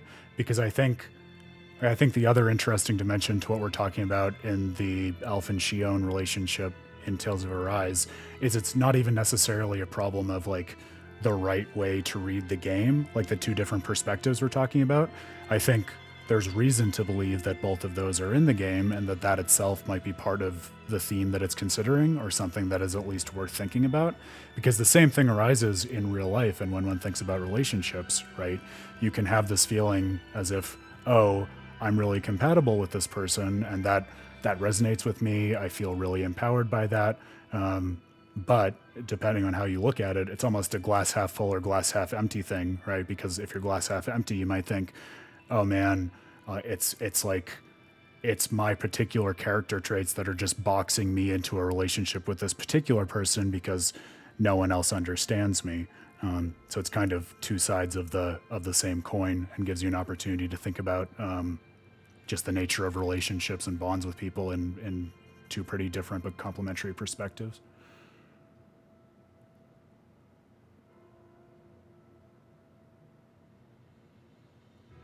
I'm kind of with you, Grail. Yeah, I mean, in terms of the not being able to find it in you to hate or dislike characters, I think for me, and this was part of why I was getting a little on the defensive in terms of like what we talk about when we talk about flat characters. I just feel like, especially with something like the Tales series, when I took it upon myself to do this Tales of Praxis thing and dig back through all of them, it strikes me as evident that so much care is put into every one of these stories and games and works of art in terms of like creating a world that is trying to express some certain set of values and messages and experiences for the player to have and think about. And I feel like, at least from where I'm coming from, you can say something very similar in terms of the characters, where even if it's not the case that every single character you would want to like be friends with if they were real people or something like that, there's definitely a reason that their particular kind of life and set of experiences is being represented in that world and in that story. And so I feel like, especially with these sorts of more in-depth studies, I've gotten much more out of asking that question of like, okay, what is the character doing here, and what is the point that might be contributing to the greater story, rather than just being right off the bat frustrated or feeling like it's not a character to which I can relate for one reason or another.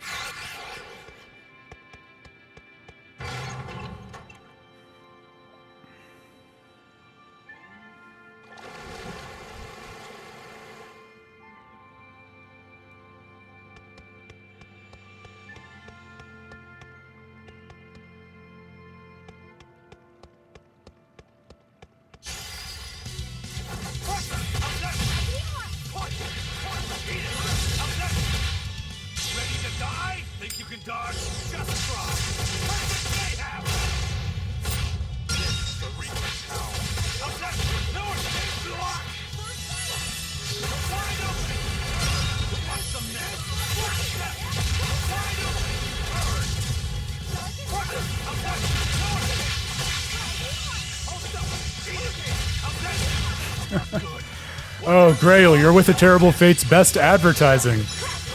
If we had a payroll, I would be saying we should have you on it.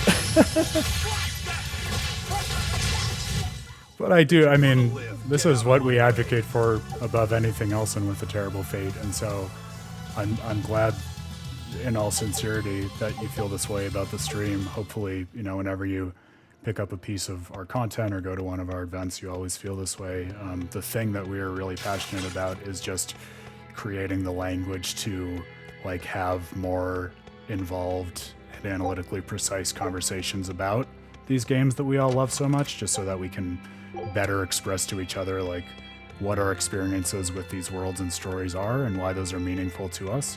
Because then once you're able to do that yourself, you get more out of these games. You're also able to share them in new ways with other people, which can then inspire them to go and play those games with a totally different perspective and New Game Plus them, and not even learn something about the game, but even learn something about you based on what you're saying about it. So I think there's so much value to be had in those sorts of conversations about the games you love with the other people who love them, because games are so experiential, and no two playthroughs by two different people are exactly the same, even if they make all of the same choices.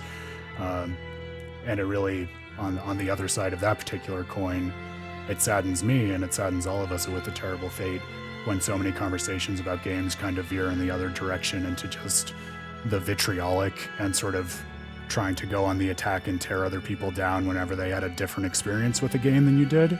And it strikes me personally as a really kind of myopic and unproductive exercise, because like, wouldn't you want people to be able to learn more about themselves and get different experiences out of these fantastic experience engines that you love so much and you spend so much time with? So I think we're still only beginning to scratch the surface, not only in terms of what video game stories are capable of, but also in terms of the insights that we can glean from talking about them. So all of our content and research efforts and With a Terrible Fate are really just geared towards improving that process, and also just creating little outlets and homes like this stream for having those sorts of conversations. So I'm really glad you find that valuable. It's what I'm most passionate about. So that's what I mean when I talk about my real life JRPG party, bro. Just trying to amass people with radically different perspectives who just appreciate that way of approaching games and their stories and art in general. So cheers to all of you for that, really.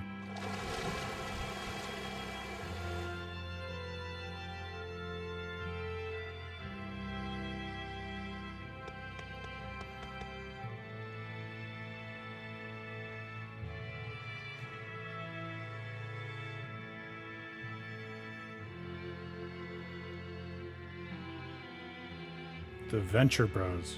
I haven't even heard of that, Reen. I will definitely have to check it out.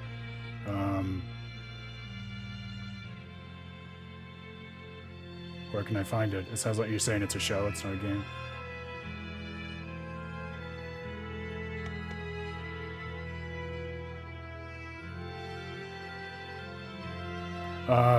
Grail. I would say it does feel different. I mean, I'm trying not to be colored too much by what you were saying, but it really rings true in terms of the difference between his Dragonic, whatever it's called, his R2 special versus Velvet's, because it does feel like it's a little more skill-based, it's more targeted, it feels like more of a reward when you hit it. And balancing stuff like his long-range nutso fist strikes with his spells that take time to cast definitely feels a little more textured and challenging and nuanced than Velvet just clawing everything up and attacking. So I would say it feels different. I don't know if I prefer one over the other. Maybe this is actually a symptom of what you all were talking about in terms of Aizen feeling slightly less developed at this point, because I do feel like Velvet's style is a tight reflection of how I feel about her character, where she's really aggressive, she's driven by revenge, and she's consuming everything in order to get an unfair edge in order to achieve her goals. That's her character, and that's how she feels in battle. Aizen, I don't feel like I have enough of a beat on his perspective in the same way as Velvet to say whether the difference in their gameplay also corresponds to his perspective versus Velvet's.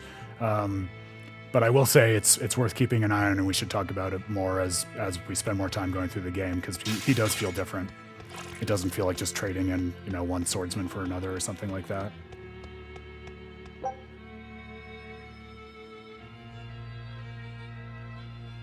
I do have HBO Max, Reen. Is that what it's on? I'll have to go check it out.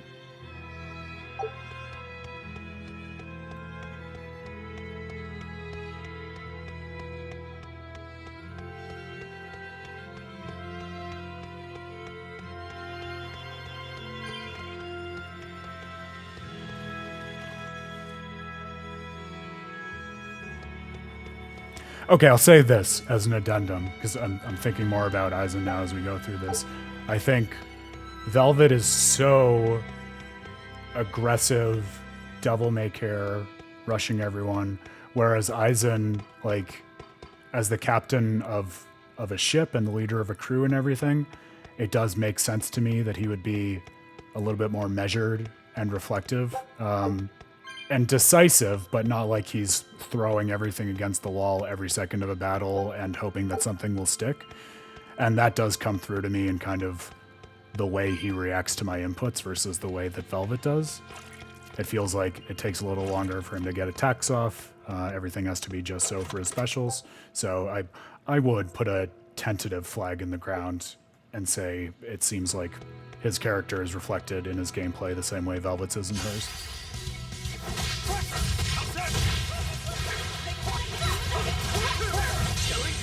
When I'm this close, I won't miss.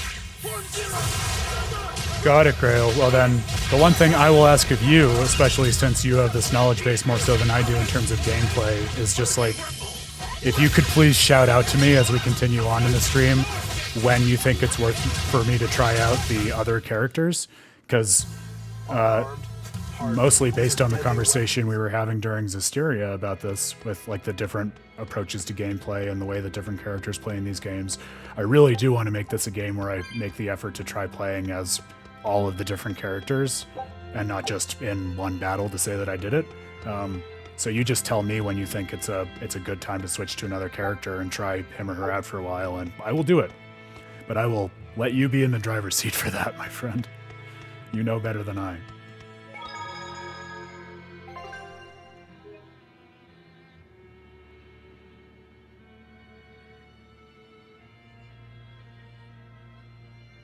Well, that's a whole different rule set, as we've talked about, Grail, so I won't begrudge you that, but I wouldn't hold my experience up to that either. Yeah, Reen, might be worth you checking out some of the VODs of our Zestiria stream on our YouTube channel at some point if you're interested. I always say that because I went into Zestiria feeling like it was one of the more forgettable and simple Tales titles to me and not really appreciating Rose or Heldolf. But through working through it on the stream and thinking through a lot more about how these characters are related to each other and what they're contributing to the story, I actually ended up feeling much more positively about the logic of Rose's contribution to the story and also kind of the particular meaning of Heldolf as a villain and why he does the certain things that he does, and also why he doesn't do things that we might expect but doesn't make sense for him as a character to do. So I really turned around on those more than I expected to.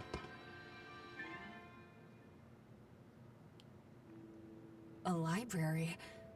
This is unexpected. Wow!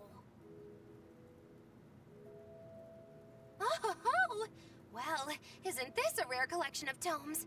You royals sure have coffers to burn.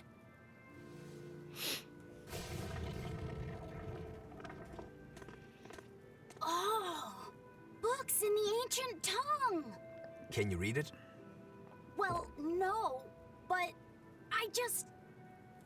This has nothing to do with our job. Understood.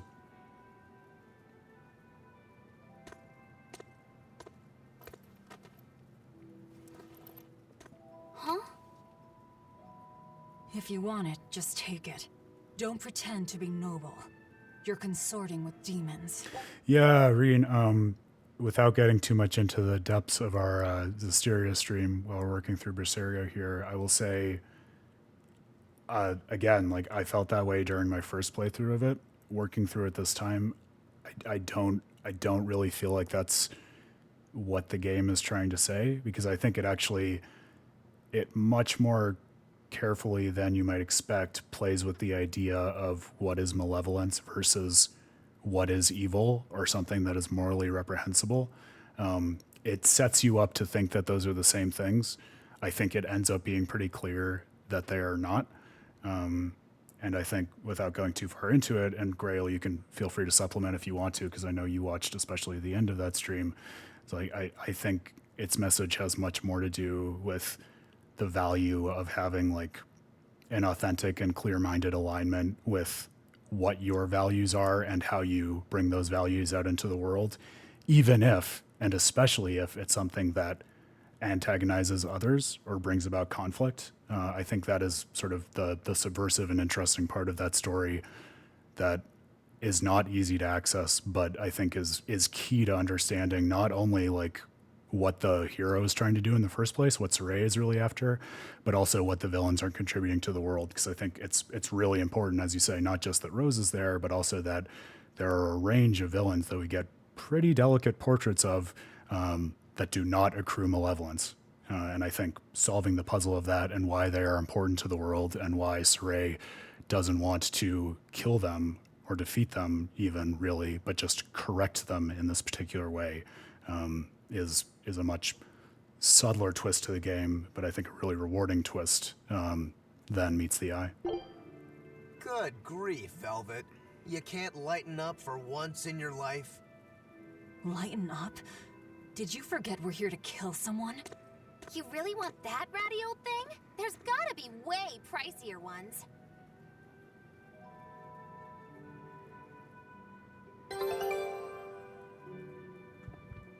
Villa book. So tell us what the book is about. Just the ancient tongue, but we already got the one joke out of that, Grail. Take a look at this. Woof. Let's do this one Ron Getsu style, guys. We lost handsomely.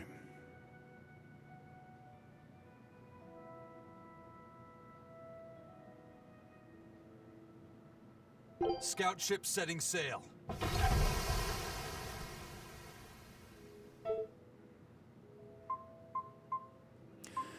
Yeah, I mean, that's part of the arc of uncovering what constitutes malevolence and how kind of the overcoming of malevolence can contribute to the sort of clarity of self that makes possible community interactions, right? Because you might recall, I don't know how recently you have or haven't played Systeria, but a big part of the whole arc of the shepherd's kind of shepherdly education and the trials of the shepherd is seeing things like Azura, the shepherd who actually turned into a Hellion because he became malevolent and corrupt and obsessed basically with the execution of its mission for its own sake rather than his intrinsic reasons, which is like that misalignment between your beliefs and your actions. That is like the essence of malevolence. So I think, like I said, I think that's a big part of what the game is playing with and challenging you to explore as a player.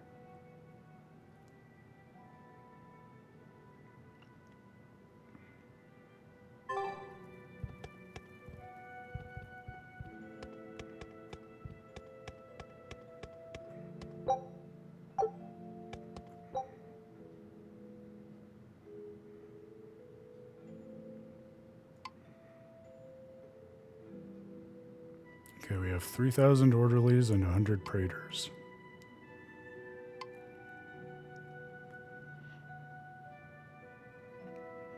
This reminds me of the records that you can find of the Dothic leadership in Tales of the Abyss. I've been bemoaning in the last few playthroughs that there hasn't been much reading material. It's nice to see this. Melchior and Shigure. Guys whom Aizen and Rokuro are after. I know, Grail, that's what I'm saying. I also think we didn't talk that much about Lunar in the Zisteria stream because, to be totally frank, I don't feel like I ever fully understood him, but I think in the same spirit that we're talking about with regard to malevolence, I think my best understanding of that without more background on Lunar, because we really didn't get much. I think that's part of what's challenging about accessing his character.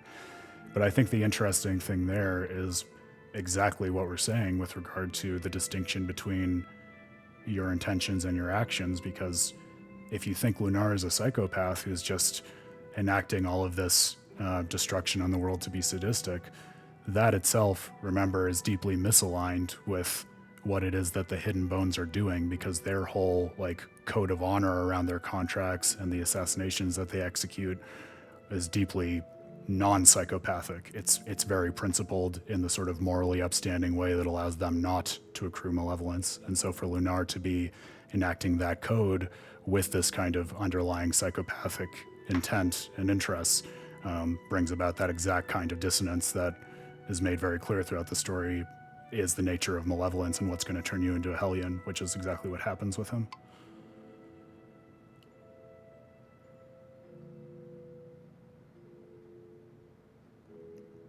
Okay, this is a good time for a book room because it's helping me to put together some of these connections that have been similarly latent to these resonances in terms of not being explicit in the story so far. So we have the sense that the exorcists, sort of the mini shepherds and the Artorias now as the shepherd, are people whose latent resonances have been awakened by the Empyrean and Nominat's blessing. So we're getting a connection between the capacity to see and bond with Malachim by virtue of this blessing that's been extended from the Fifth Empyrean, who has been taken on as the Church's god. Oh, and part of the mythos is that it's not even that they can see and bond with Malachim, but the Malachim are basically gifts from the Empyrean to them, which makes sense with this whole implicit idea, well, maybe implicit, maybe a little more explicit, that the exorcists have rights to these Malachim as a sort of property or tool rather than partners or anything like that.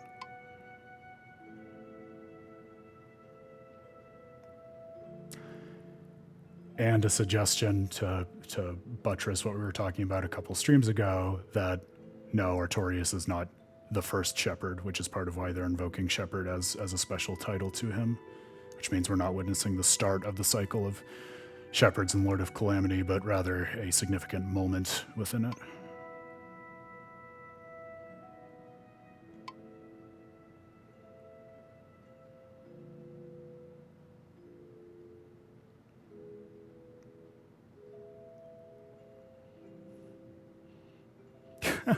No, Grail, you're not leeching off of my opinion. Come on, I can say all this because we talked it all out on the Zestiria stream. It's as much yours as mine. Yeah, I get what you mean about Inominat and Ginunga Gap, but listen, when you say them out loud like that, I can try to make Inominat sound as similar to that as possible. Inominat! Which is like good, but Ginunga Gap! Just, it has that same sense of gravity, but I think an added like air of silliness that Inominat just doesn't have. So I think it reaches towards the same thing, but it doesn't quite get there in my opinion.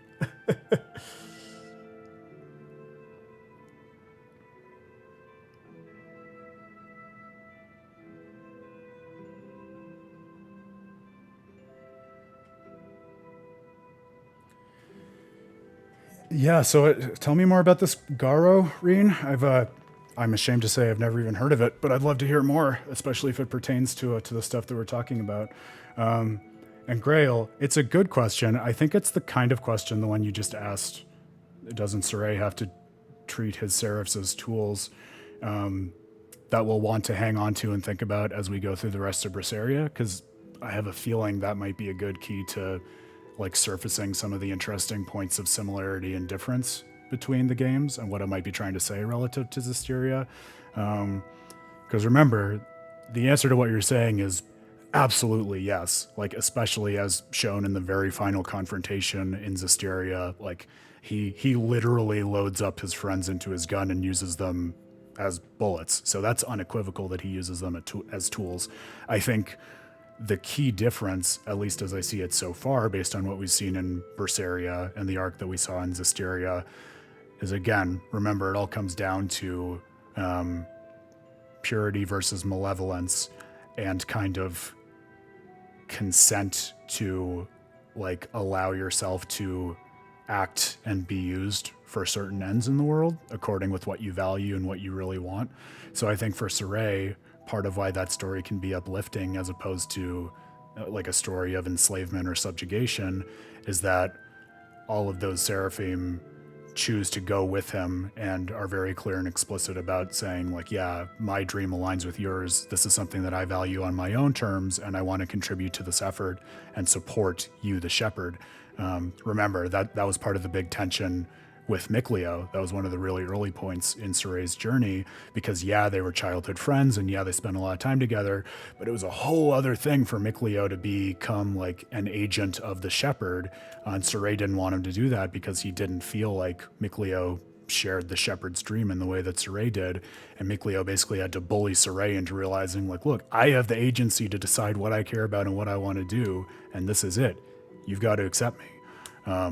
And they went through very similar things and styles of conversations with all the other seraphim. So I think there's like a kind of subtle but really important and maybe even binary distinction between the idea of being used as a tool through means of subjugation when you're just more or less enslaved in the way that we've seen the exorcists tethered Malachim be enslaved here.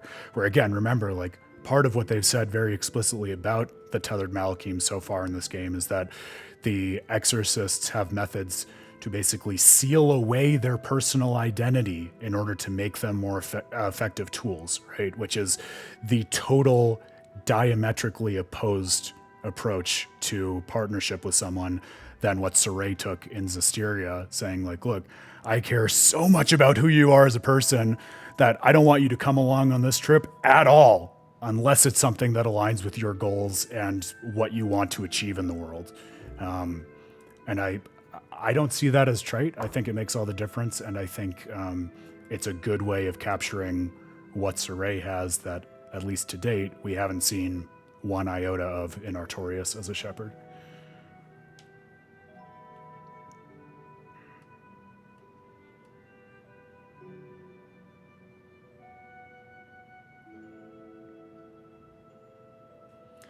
Oh, that's an interesting pitch for that, Rian. Yeah, I can definitely, of course, see how that has resonance with the kinds of things we're talking about. I feel like so many storytellers meditate on those things, and it's great to get a diversity of different takes on them. I feel like that's a really nice way, in terms of literary approach, to wrestle with some of these themes in a bit more depth, to absorb them in a lot of different instances of storytelling. I like niche, though. Like I was saying, this is one of my favorite aspects of the stream, is just I feel like some of the best stories with which I engage are the things that no one has heard of but get recommended to you by people whose judgment on things like storytelling and gaming you really respect. So I will selfishly consume any of those which you send my way, as much as Velvet does with that big old claw of hers.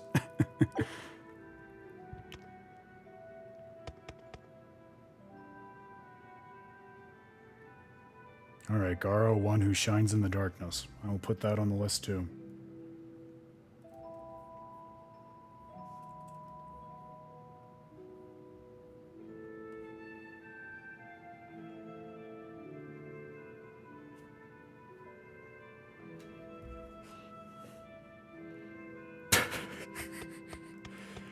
Grail, you're begging for me to kick you. I love you, but you're begging for the boot. We said we were never going to talk about that again, dude. Well, no, I said that. You said you were going to bring it up like every 3 streams, so you're staying true to your word.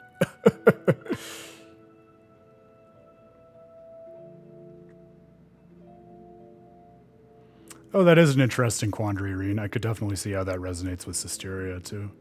One of my favorite moments on my replay of Zestiria, which I had totally forgotten from my first time playing the game, was how, like, one of the centerpiece Hellions you have to fight at, I guess you would call it the end of the game's second act, Tiamat, is similarly to what you're saying, just like a normal human who is driven insane by the horrors of war that are happening all around him.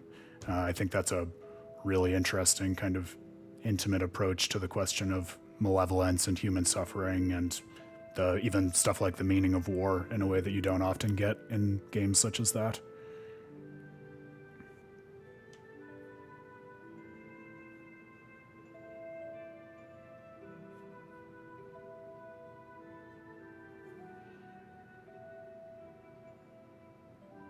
Kingdom of Midgand was formed after the end of the Asgard Warring States period. Oh, kind of invoking some Japanese history here. That's kind of cool.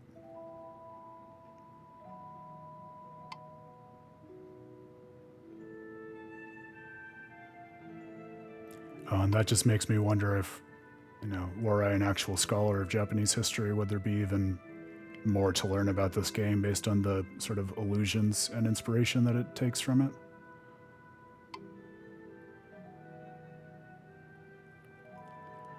I have enough knowledge there just to be able to recognize, like, especially if they're comparing the establishment of Midgand, and then now we have the Abbey on top of that, to the unification of Japan under the Tokugawa shogunate after the Warring States period.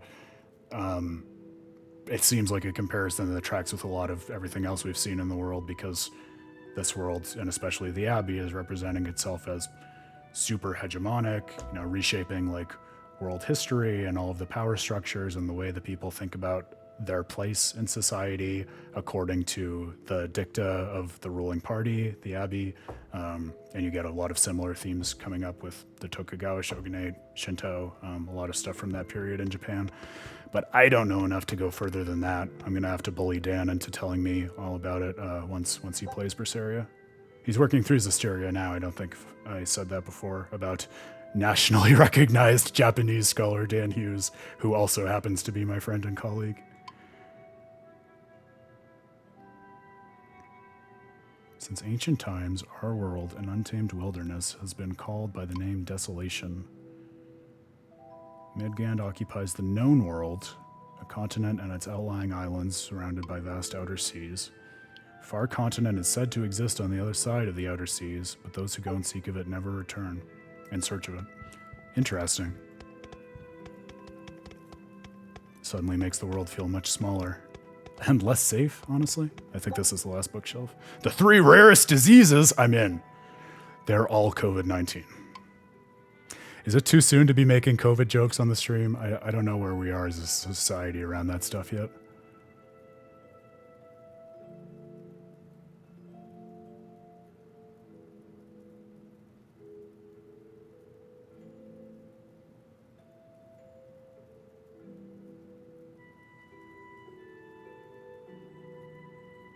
Okay, Grail, I appreciate that.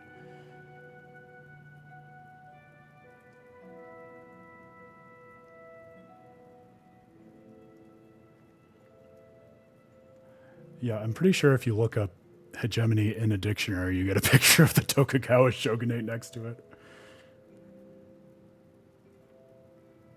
Yeah, when you name the planet Desolation, it's like there's kind of only one direction to go from there, I think.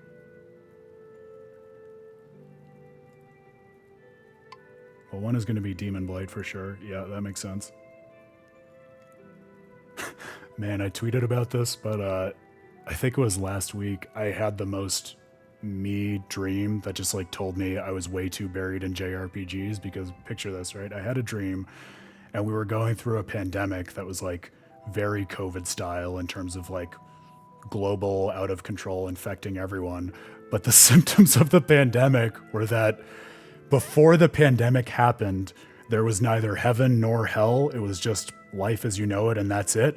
And then people who got the disease were then taken to this new place that was hell, where they were just devoured by demons for all eternity. So it was like the disease that invented hell. And I really knew that it was because I was playing JRPGs, because I woke up and my first thought wasn't, wow, that was a really fucking weird dream. My first thought was, oh yeah, that probably is a metaphor for like original sin. So I don't know if that's a good thing or a bad thing or just a reflection on what Tales of Praxis is doing to my mind, but I'll take it.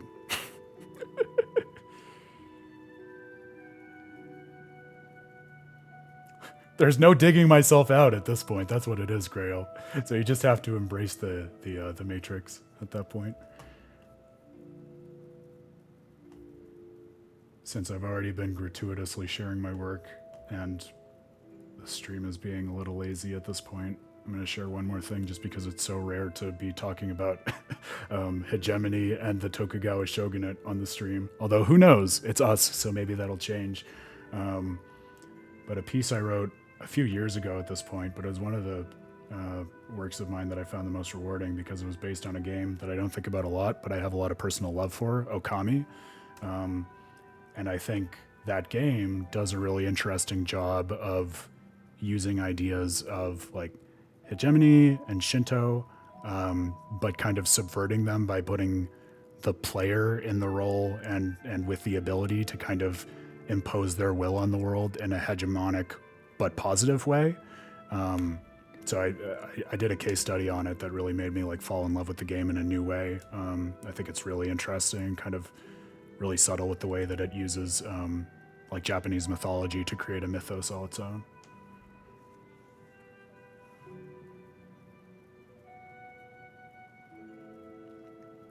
Yeah, Grail, I know that disease, my friend. It's a good one.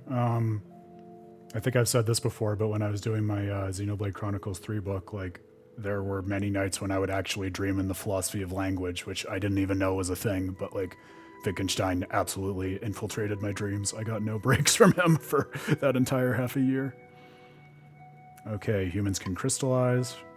And 12-year sickness. Jesus. All pretty dark and horrible. I don't even know which of those I would want to get, if any. I guess Demon Blight, because then you still, like, you have a semblance of sentience and you're able to persist.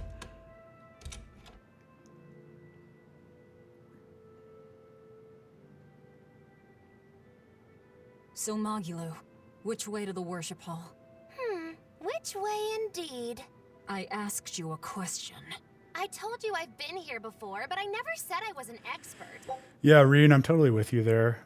I feel like it's kind of a very oftentimes superficial and not especially reflective position that people take these days to be just dogmatically anti-religion.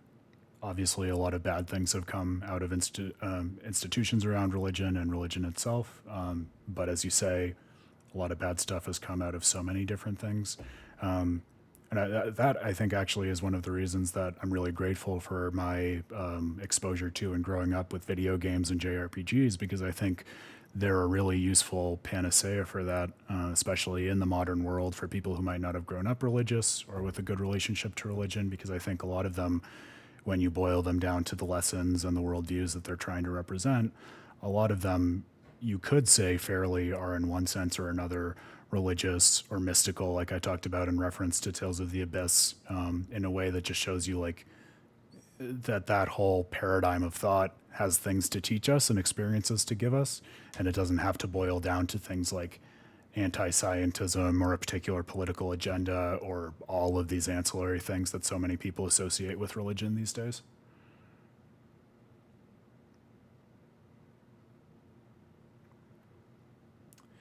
Yeah, which Zestiria is also a great story for considering that point, right, Grail? The way in which religious leaders can be used as figureheads or pawns in political wars that really don't have that much to do with religion. And I said we'd dump you if you started to annoy me. Yeah, fuck you, Magulu! Look for a trash can first. I'm the fool for even trying to hold a conversation with you. That's the spirit. Loosen up those shoulders, and the way forward ought to make itself plain.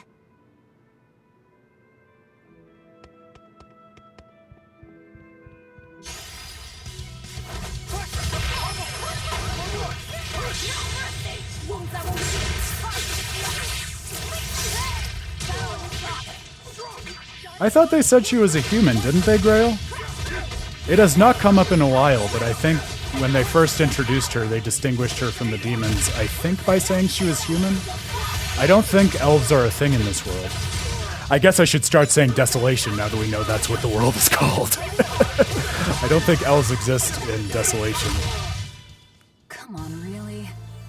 There was no Darius Carlon comet to crash into the world and bring elves.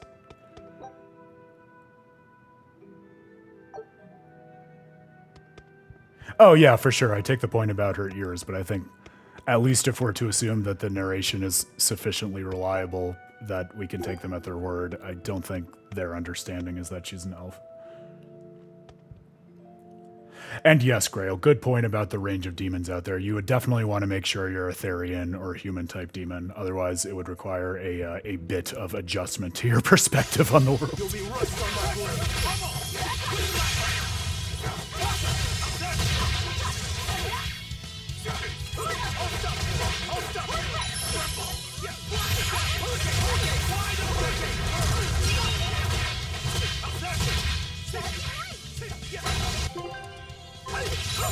Oh, I did not mean to switch to Eisen. Fuck, there we go.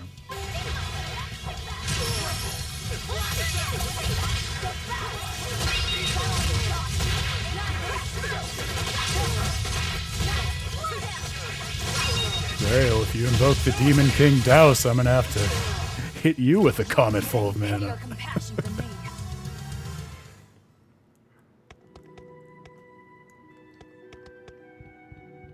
Yeah, thank you. I've become almost nostalgic for corner cameras in Zestiria, so I need to remind myself I can make life more livable now.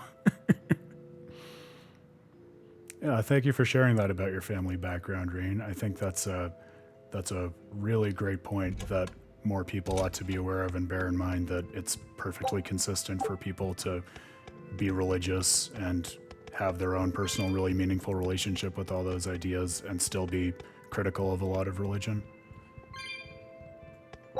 It sounds obvious, to me at least, when one says it, but I think sadly, a lot of people don't make room for that possibility. Maybe if they played more JRPGs.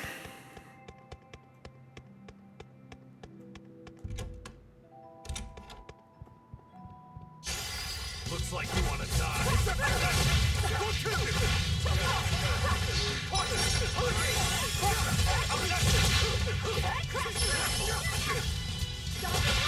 Not good.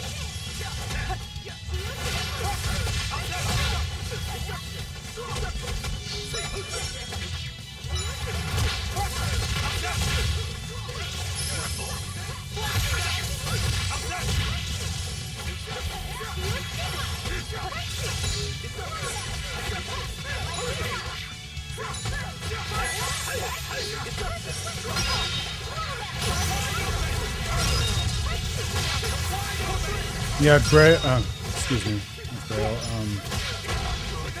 Reen, I think you make a really good point about the value of moderates. I think another thing that's funny is a lot of what I was saying before about the value of having the right kind of productive and like articulate and precise and open-minded conversations about video game stories can be pretty directly ported over to things like conversations about religion and politics and basically anything you can think of. I think so much of it is just like being willing to take the time to clearly articulate your views and values, and also to be willing to listen to others in good faith and without an agenda, which is the really important part, right? Because if you're trying to do something like convert, or if you antecedently believe that someone has the wrong beliefs and you just want to talk them out of it, no way you're going to have a productive conversation where you actually see each other. And I think a sad reality of so many areas of discourse in the modern world is that conversations and debates have kind of veered the other way towards bad faith, or not being really as interested in understanding the other point of view as putting up roadblocks to the other person even being able to articulate her point of view in the first place. Just fair-minded conversations can be a hell of a good starting point, if nothing else.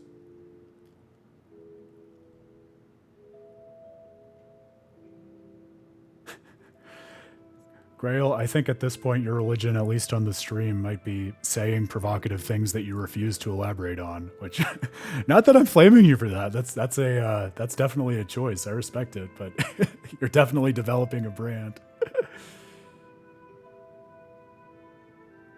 Pizzicato, never be ashamed of that. I don't know that I could point to a single game, but I feel like so much of my views on the spiritual content of the world and our relationship in it, like all of that has come from video games, and I don't think there's any reason to affix shame to that. I think that's a really special thing. Majora's Mask, as much as anything, maybe obvious for the guy who founded the publication called With a Terrible Fate, but I think it's impossible to work through that whole game without having some kind of mystic experience or spiritual reflection. And Megami Tensei, I've heard similar things about. I'm a little ashamed to say I've actually never played any of those games, but they are another series that is, for probably obvious reasons, on my list.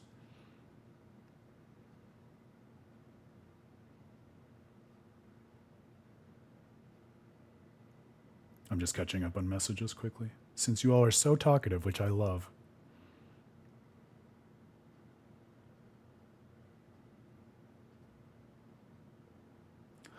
I'm really glad that you have a server for that kind of conversation, at least, Reen. I think that puts you head and shoulders above a lot of people who don't take the time or make the effort for that.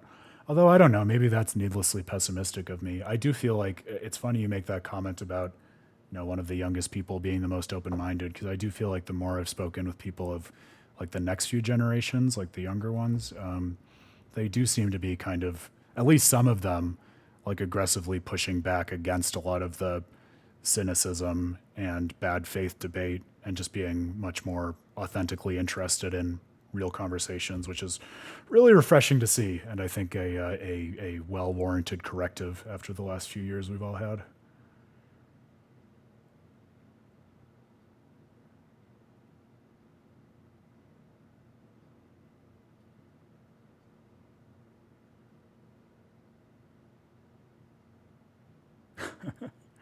Okay, Grail. Well, I'm interested, but I respect your boundaries. Definitely, no shade there.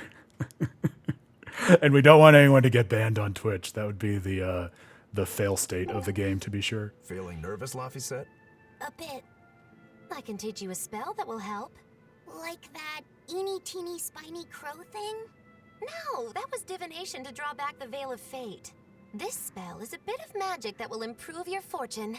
Here is what you must chant. Magicazam! See? Kercho. It totally works. I'm not sure. What did the spell do? It's a pointless charm to dispel a pointless worry. If it's pointless, why even perform it? Because humans are creatures that find themselves burdened unknowingly by pointless things. Damn, she's right. In any case, chant after me. Are you ready? All right. Magicazam! Yes, Grail. Magicazam. Credits do not roll. Try again. No achievement unlocked. Magicazam! Magicazam.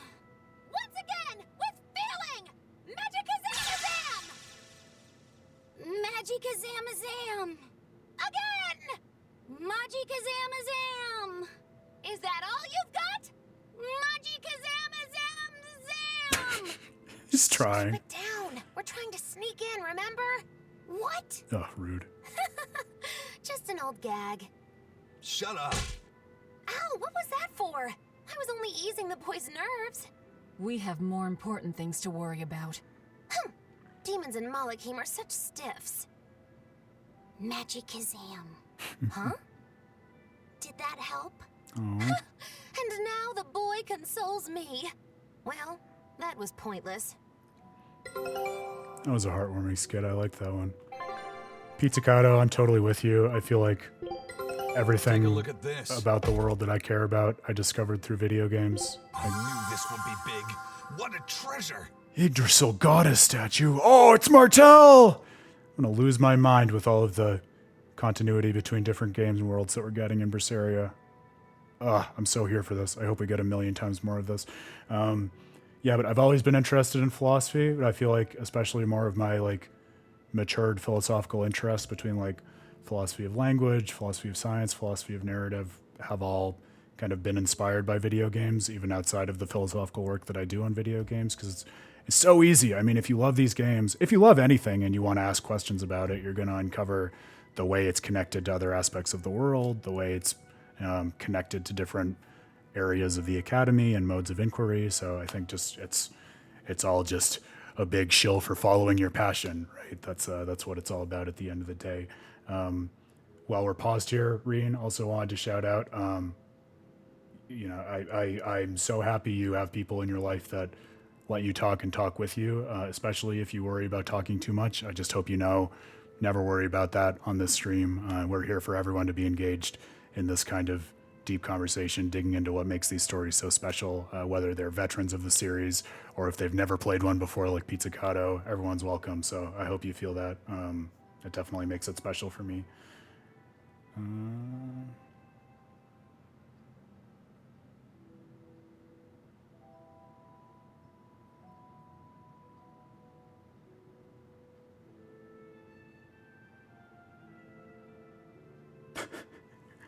Wait, Grail, what did Eisen do that you were railing on? Are you talking about the fact that he like discovered a statue of a goddess from another world and took it as treasure for himself? Or did I miss something? Yeah, Twitter doesn't exist anymore. You're not allowed to say Twitter. That's a hate crime. Scout ship setting sail. Xehanort will get you for that. I'm sorry, I mean Elon Musk. Slip of the tongue.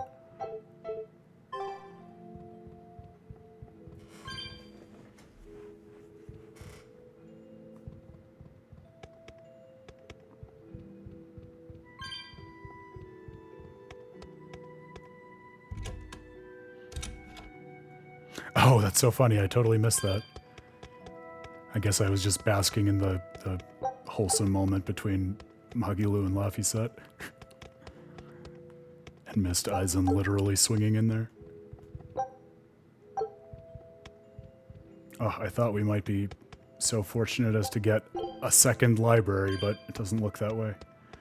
I was deceived.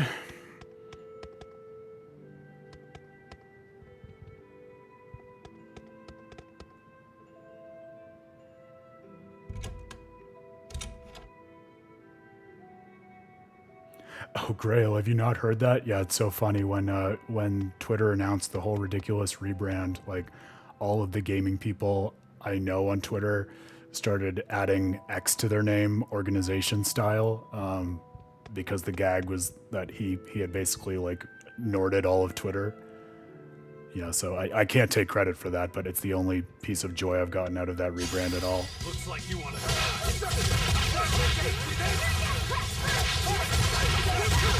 Reen, I'm totally with you, by the way. I know it can be a bit of a delicate subject, but the way that I have thought about it when I've talked about it in the past is I think there's a difference between a story or work of art being a conduit for expressing or arguing for a certain view in a way that has nothing to do with the essence of the story, when it's kind of very clearly just a vehicle for the storyteller's particular agenda, whatever that agenda might be. It doesn't have to be political or religious or anything like that, but the characters and the story and world are all kind of incidental and immaterial to whatever didactic point is being made.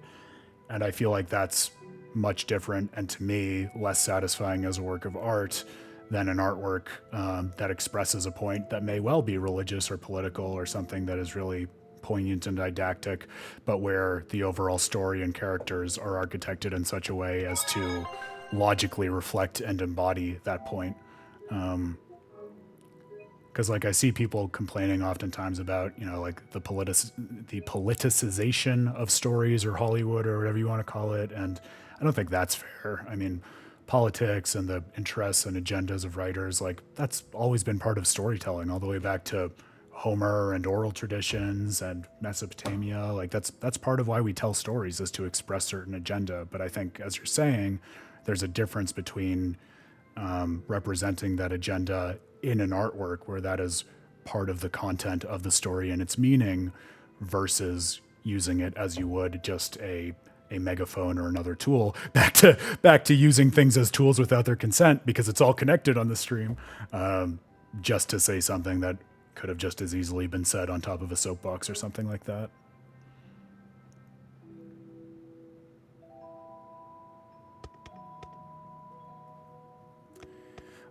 Well, yeah, it's a good question, Grail. I mean, I think we're right in front of the boss, right? I think we're on the cusp of it, so I'm happy to drive through to the end here if y'all are. Let me just explore the other rooms real fast, and we can accelerate this.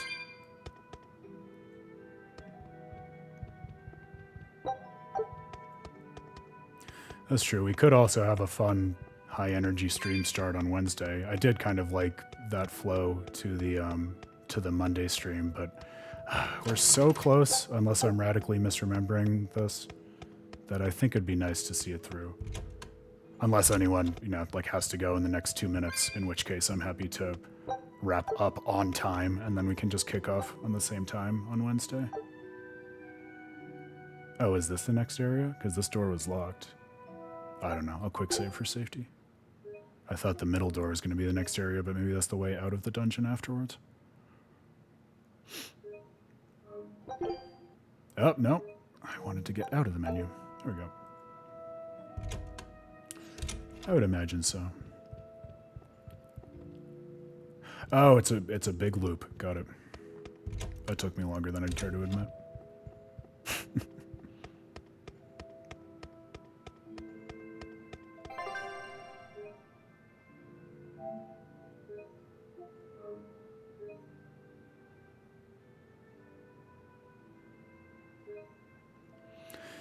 Yeah, I don't think I have good or interesting opinions on like the quality of different social media or something like that. I will say, similar to what I was saying just about like the optimism I've found in like some of the younger generation about having better and more authentic conversations.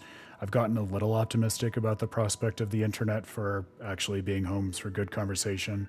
Not overall, because so much of it is a cesspool, I agree with you, but even being able to like do this on Twitch and have conversations with you all about the narrative structure of video games and everything else that touches conceptually.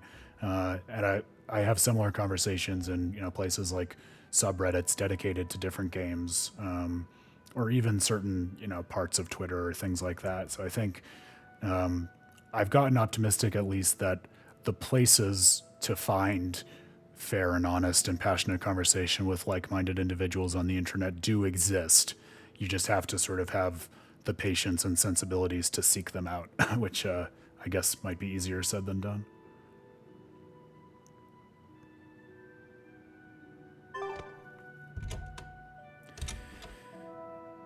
Yeah, well, Reddit just had a big issue in the last few months about not censorship, but like a weird amount of control on what people are and aren't allowed to use on it, right? I saw a lot of communities were up in arms about it, so I wouldn't be surprised if it were going in an unfortunate direction in the next little while. Although I admit I didn't follow it really that closely. Yeah, that was what I was led to understand too about the owner.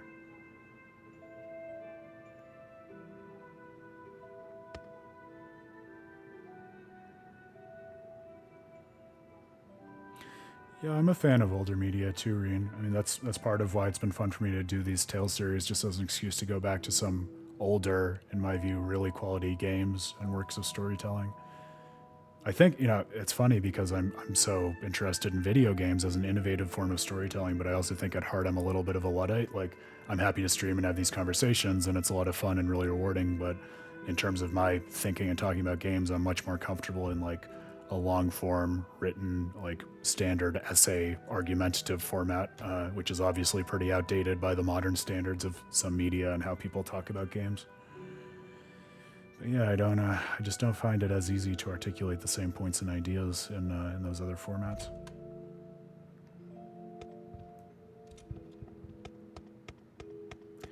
Yeah, some of those old villains have a special kind of magic to them. I'm with you there. Light Yagami.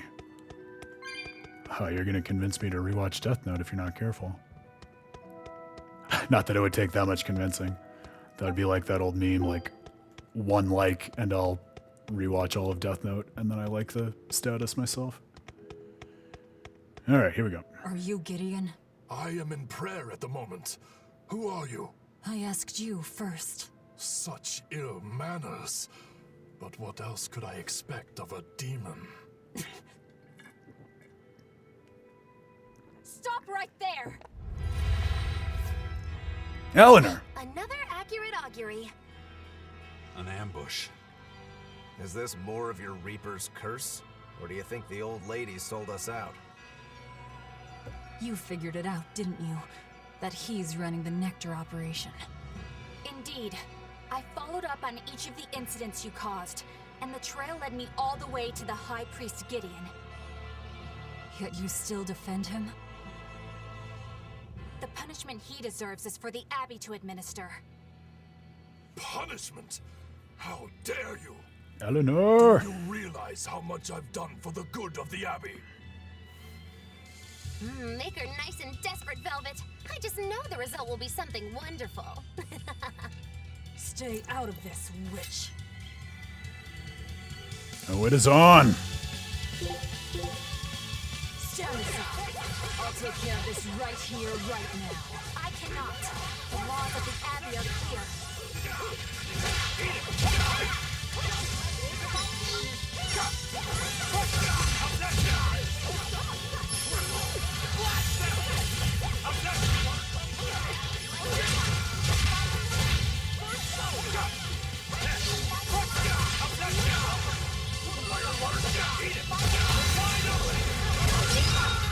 Who wants some next?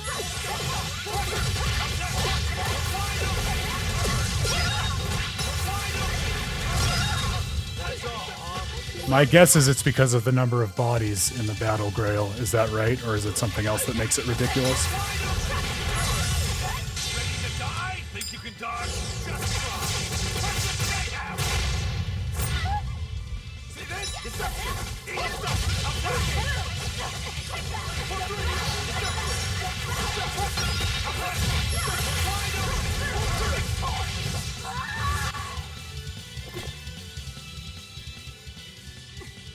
That whiteout to velvet scream in the background was pretty cool.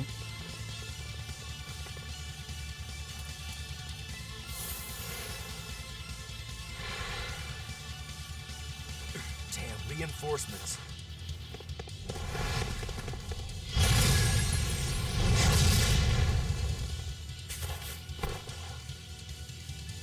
Yeah, I can They have the imagine that, advantage Grail. at range. This seems like the kind of combat system where, especially at higher levels of difficulty, more bodies just stacks difficulty pretty fast. Bienfu! Fuck! Why? Real battle of wits shaping up here. There you are, Bienfu. Did you think Oh no! from your true mistress? Miss Makilu? Oh, that's okay, Rain. You don't have to worry about it. If it's not a Tales game, I wouldn't say the spoilers are as pertinent to the stream. You, descendant of the seventh grove, see our vows renewed. May our prayers of discontent vanish infinitesimal into the void. Remember this true name I bestow unto you, Fushi Cass!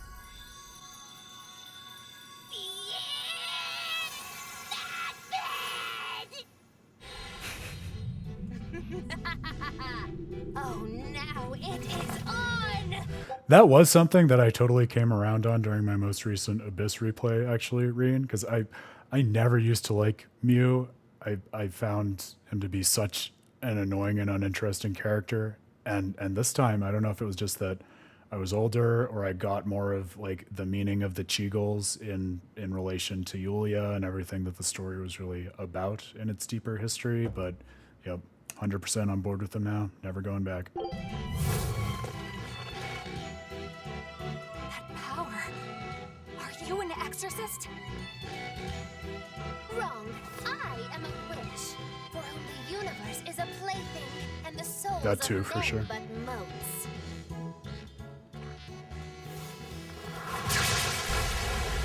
Oh, no!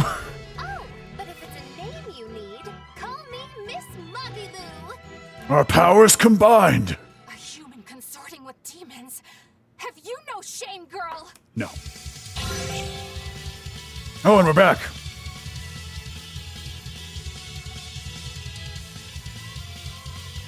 Oh, I forgot about this element to the battle system.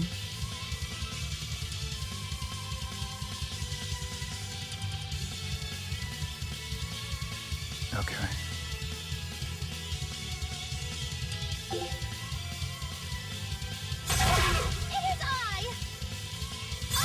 I'll finish this.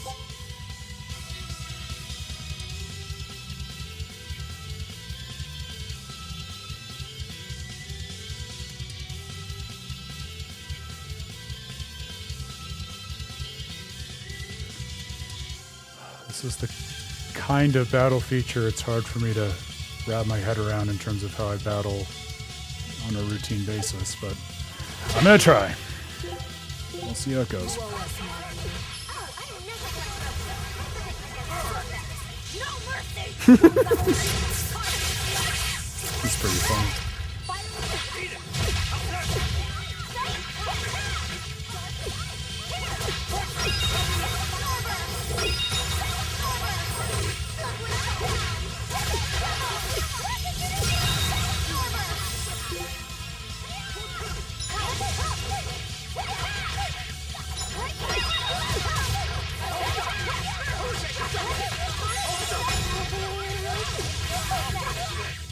Oh, Jesus. I forgot that Magilu is paper.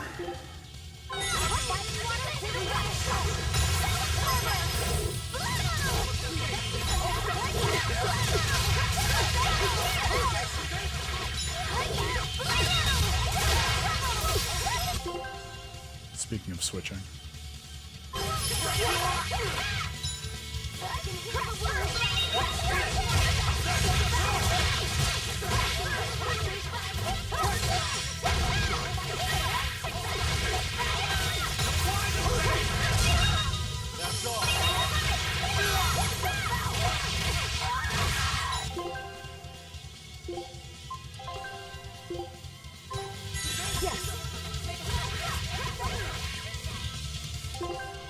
Oh my god, the amount of time between item uses.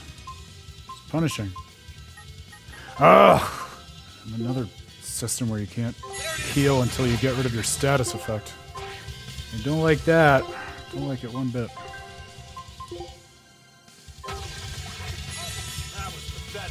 It sure was, buddy.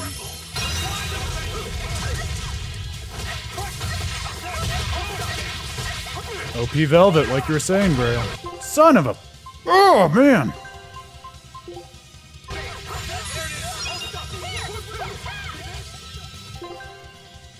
I don't have anything intellectually substantive to say about this. This just sucks.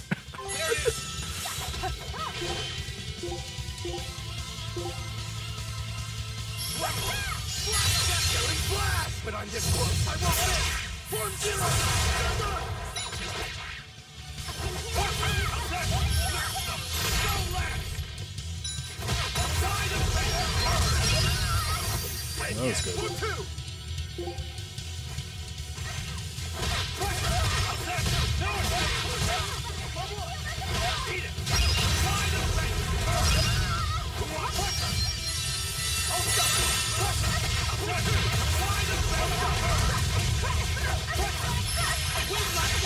You know, I thought about it, Grail. I'm actually not going to do that. But thank you so much for the invitation.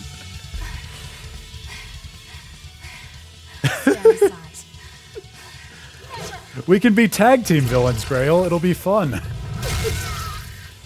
We're both hateful and bitter, but in different ways for related reasons.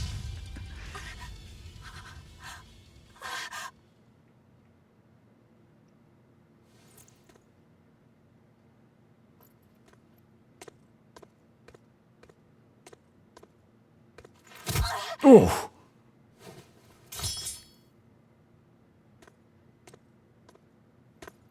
Wait! All I did for the sake of the Abbey. I don't think she cares We about needed that. money to build the temple. That's why I sold the nectar. I know I was wrong to produce so much of it, but I was only trying to help the people as best I could. Let's talk this over. Who ordered you here? Was it the sick? Was it the doctors? Or...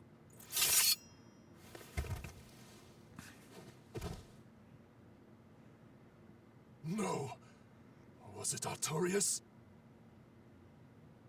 I knew it! Damn his eyes! So he wants to wipe me out of existence, does he? That bastard! After all the work I did for him! No!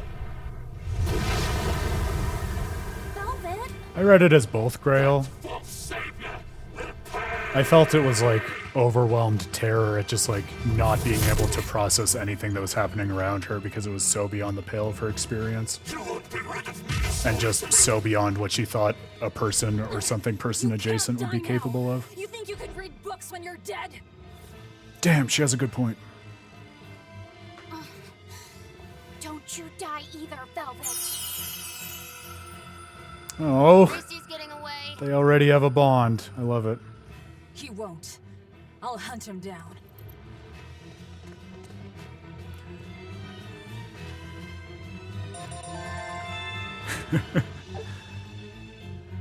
I don't yet have a sense of what the interesting insight attached to this is, but under the category of interesting comparisons between Berseria and Zisteria that are really clear to me now, that I never would have picked up on had we not just played Zisteria, is the comparison between the priest who's selling this highly addictive medicine in order to bankroll the church funding its temple or sanctuary or whatever the term is, versus the former pope in Zisteria selling counterfeit elixir in order to raise money to support this town that took him in and which he really ended up feeling a familial sense of attachment and duty to.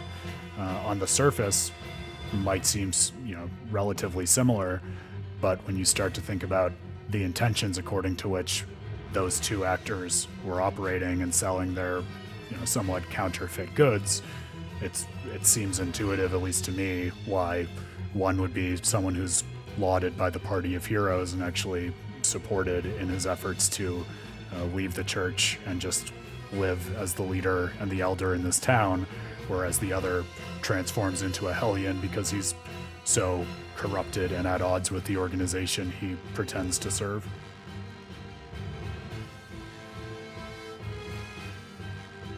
Yes, exactly, Reen. Exactly that.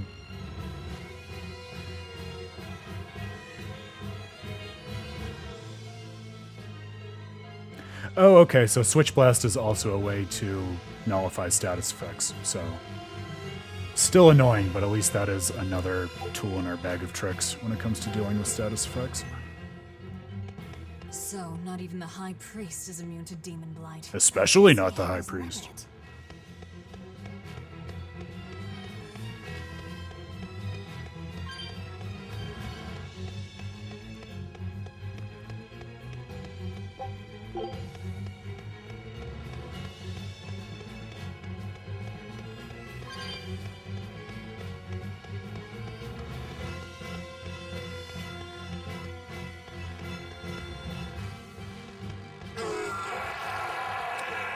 Yeah, I mean, if that's one of your keystone problems, Grail, it might actually help you out.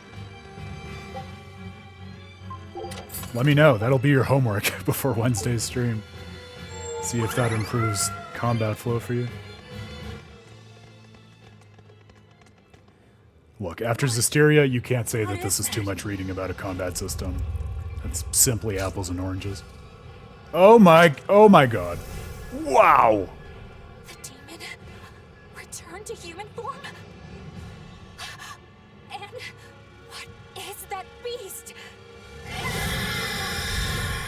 It's nothing good.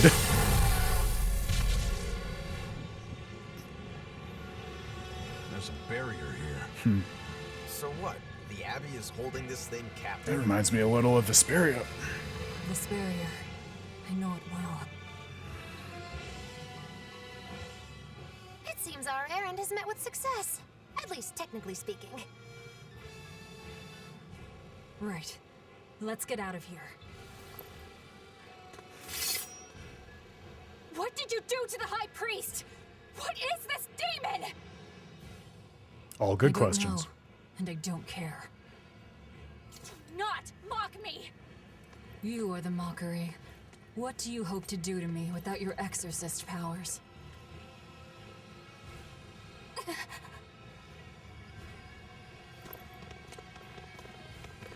No, not even that, Grail, actually. No, I was thinking about the monster in, what is it, Cave Mock? The, like the abandoned village Who are you? where they find the hunting blades in the Assassin's Guild. And there's a monster that's, like, trapped underground in the special prison that was made.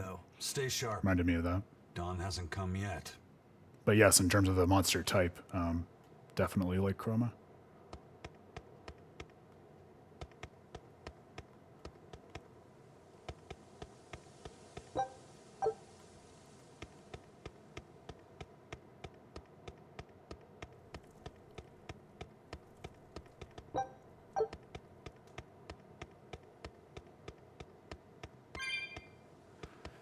Yeah, the imprisoned monster thing, that might be something of a trope across the series, because doesn't Zillia also, in the opening that I've played like a million times without getting through the whole game, doesn't that feature like an imprisoned monster at some point pretty early on?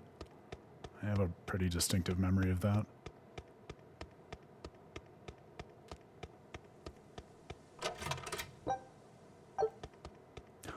Yeah, that's okay. You don't have to.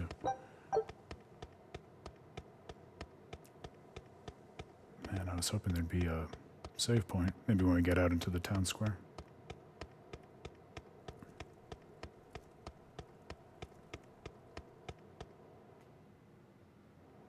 There we go. Stealing a Moloch from an exorcist. How did you pull that one off, Magilu?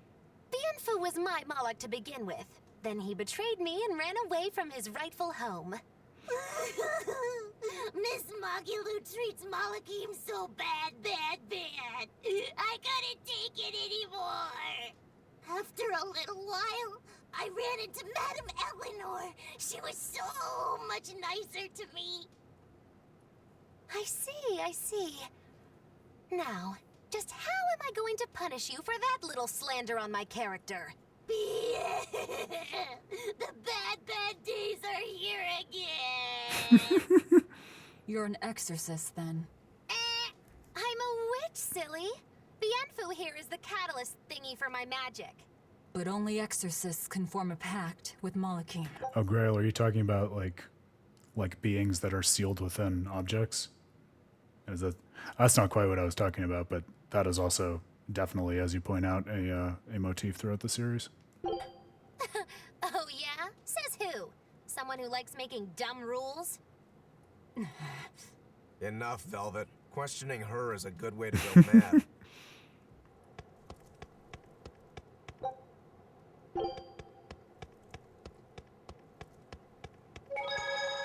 My god, all these things I want to pick up that I don't have room for in my inventory. The true deep JRPG problems, my friends. All right, everybody. Well, thank you. It's so nice that we were able to hang out for a little bit longer. Appreciate you making even the extra time with us on this fine evening. I think that's as good a place as we're going to get to cut things and wrap them up for this evening. Yeah, I think there could be interesting like theory and thoughts to pull out definitely on just like different types of prisons and ways in which people and beings are caged in these games. Yeah, you definitely get that with the Swordians.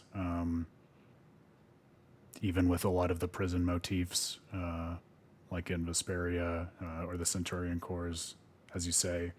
You could even kind of think about the X-spheres that way if you kind of squint and wave your hands a little bit.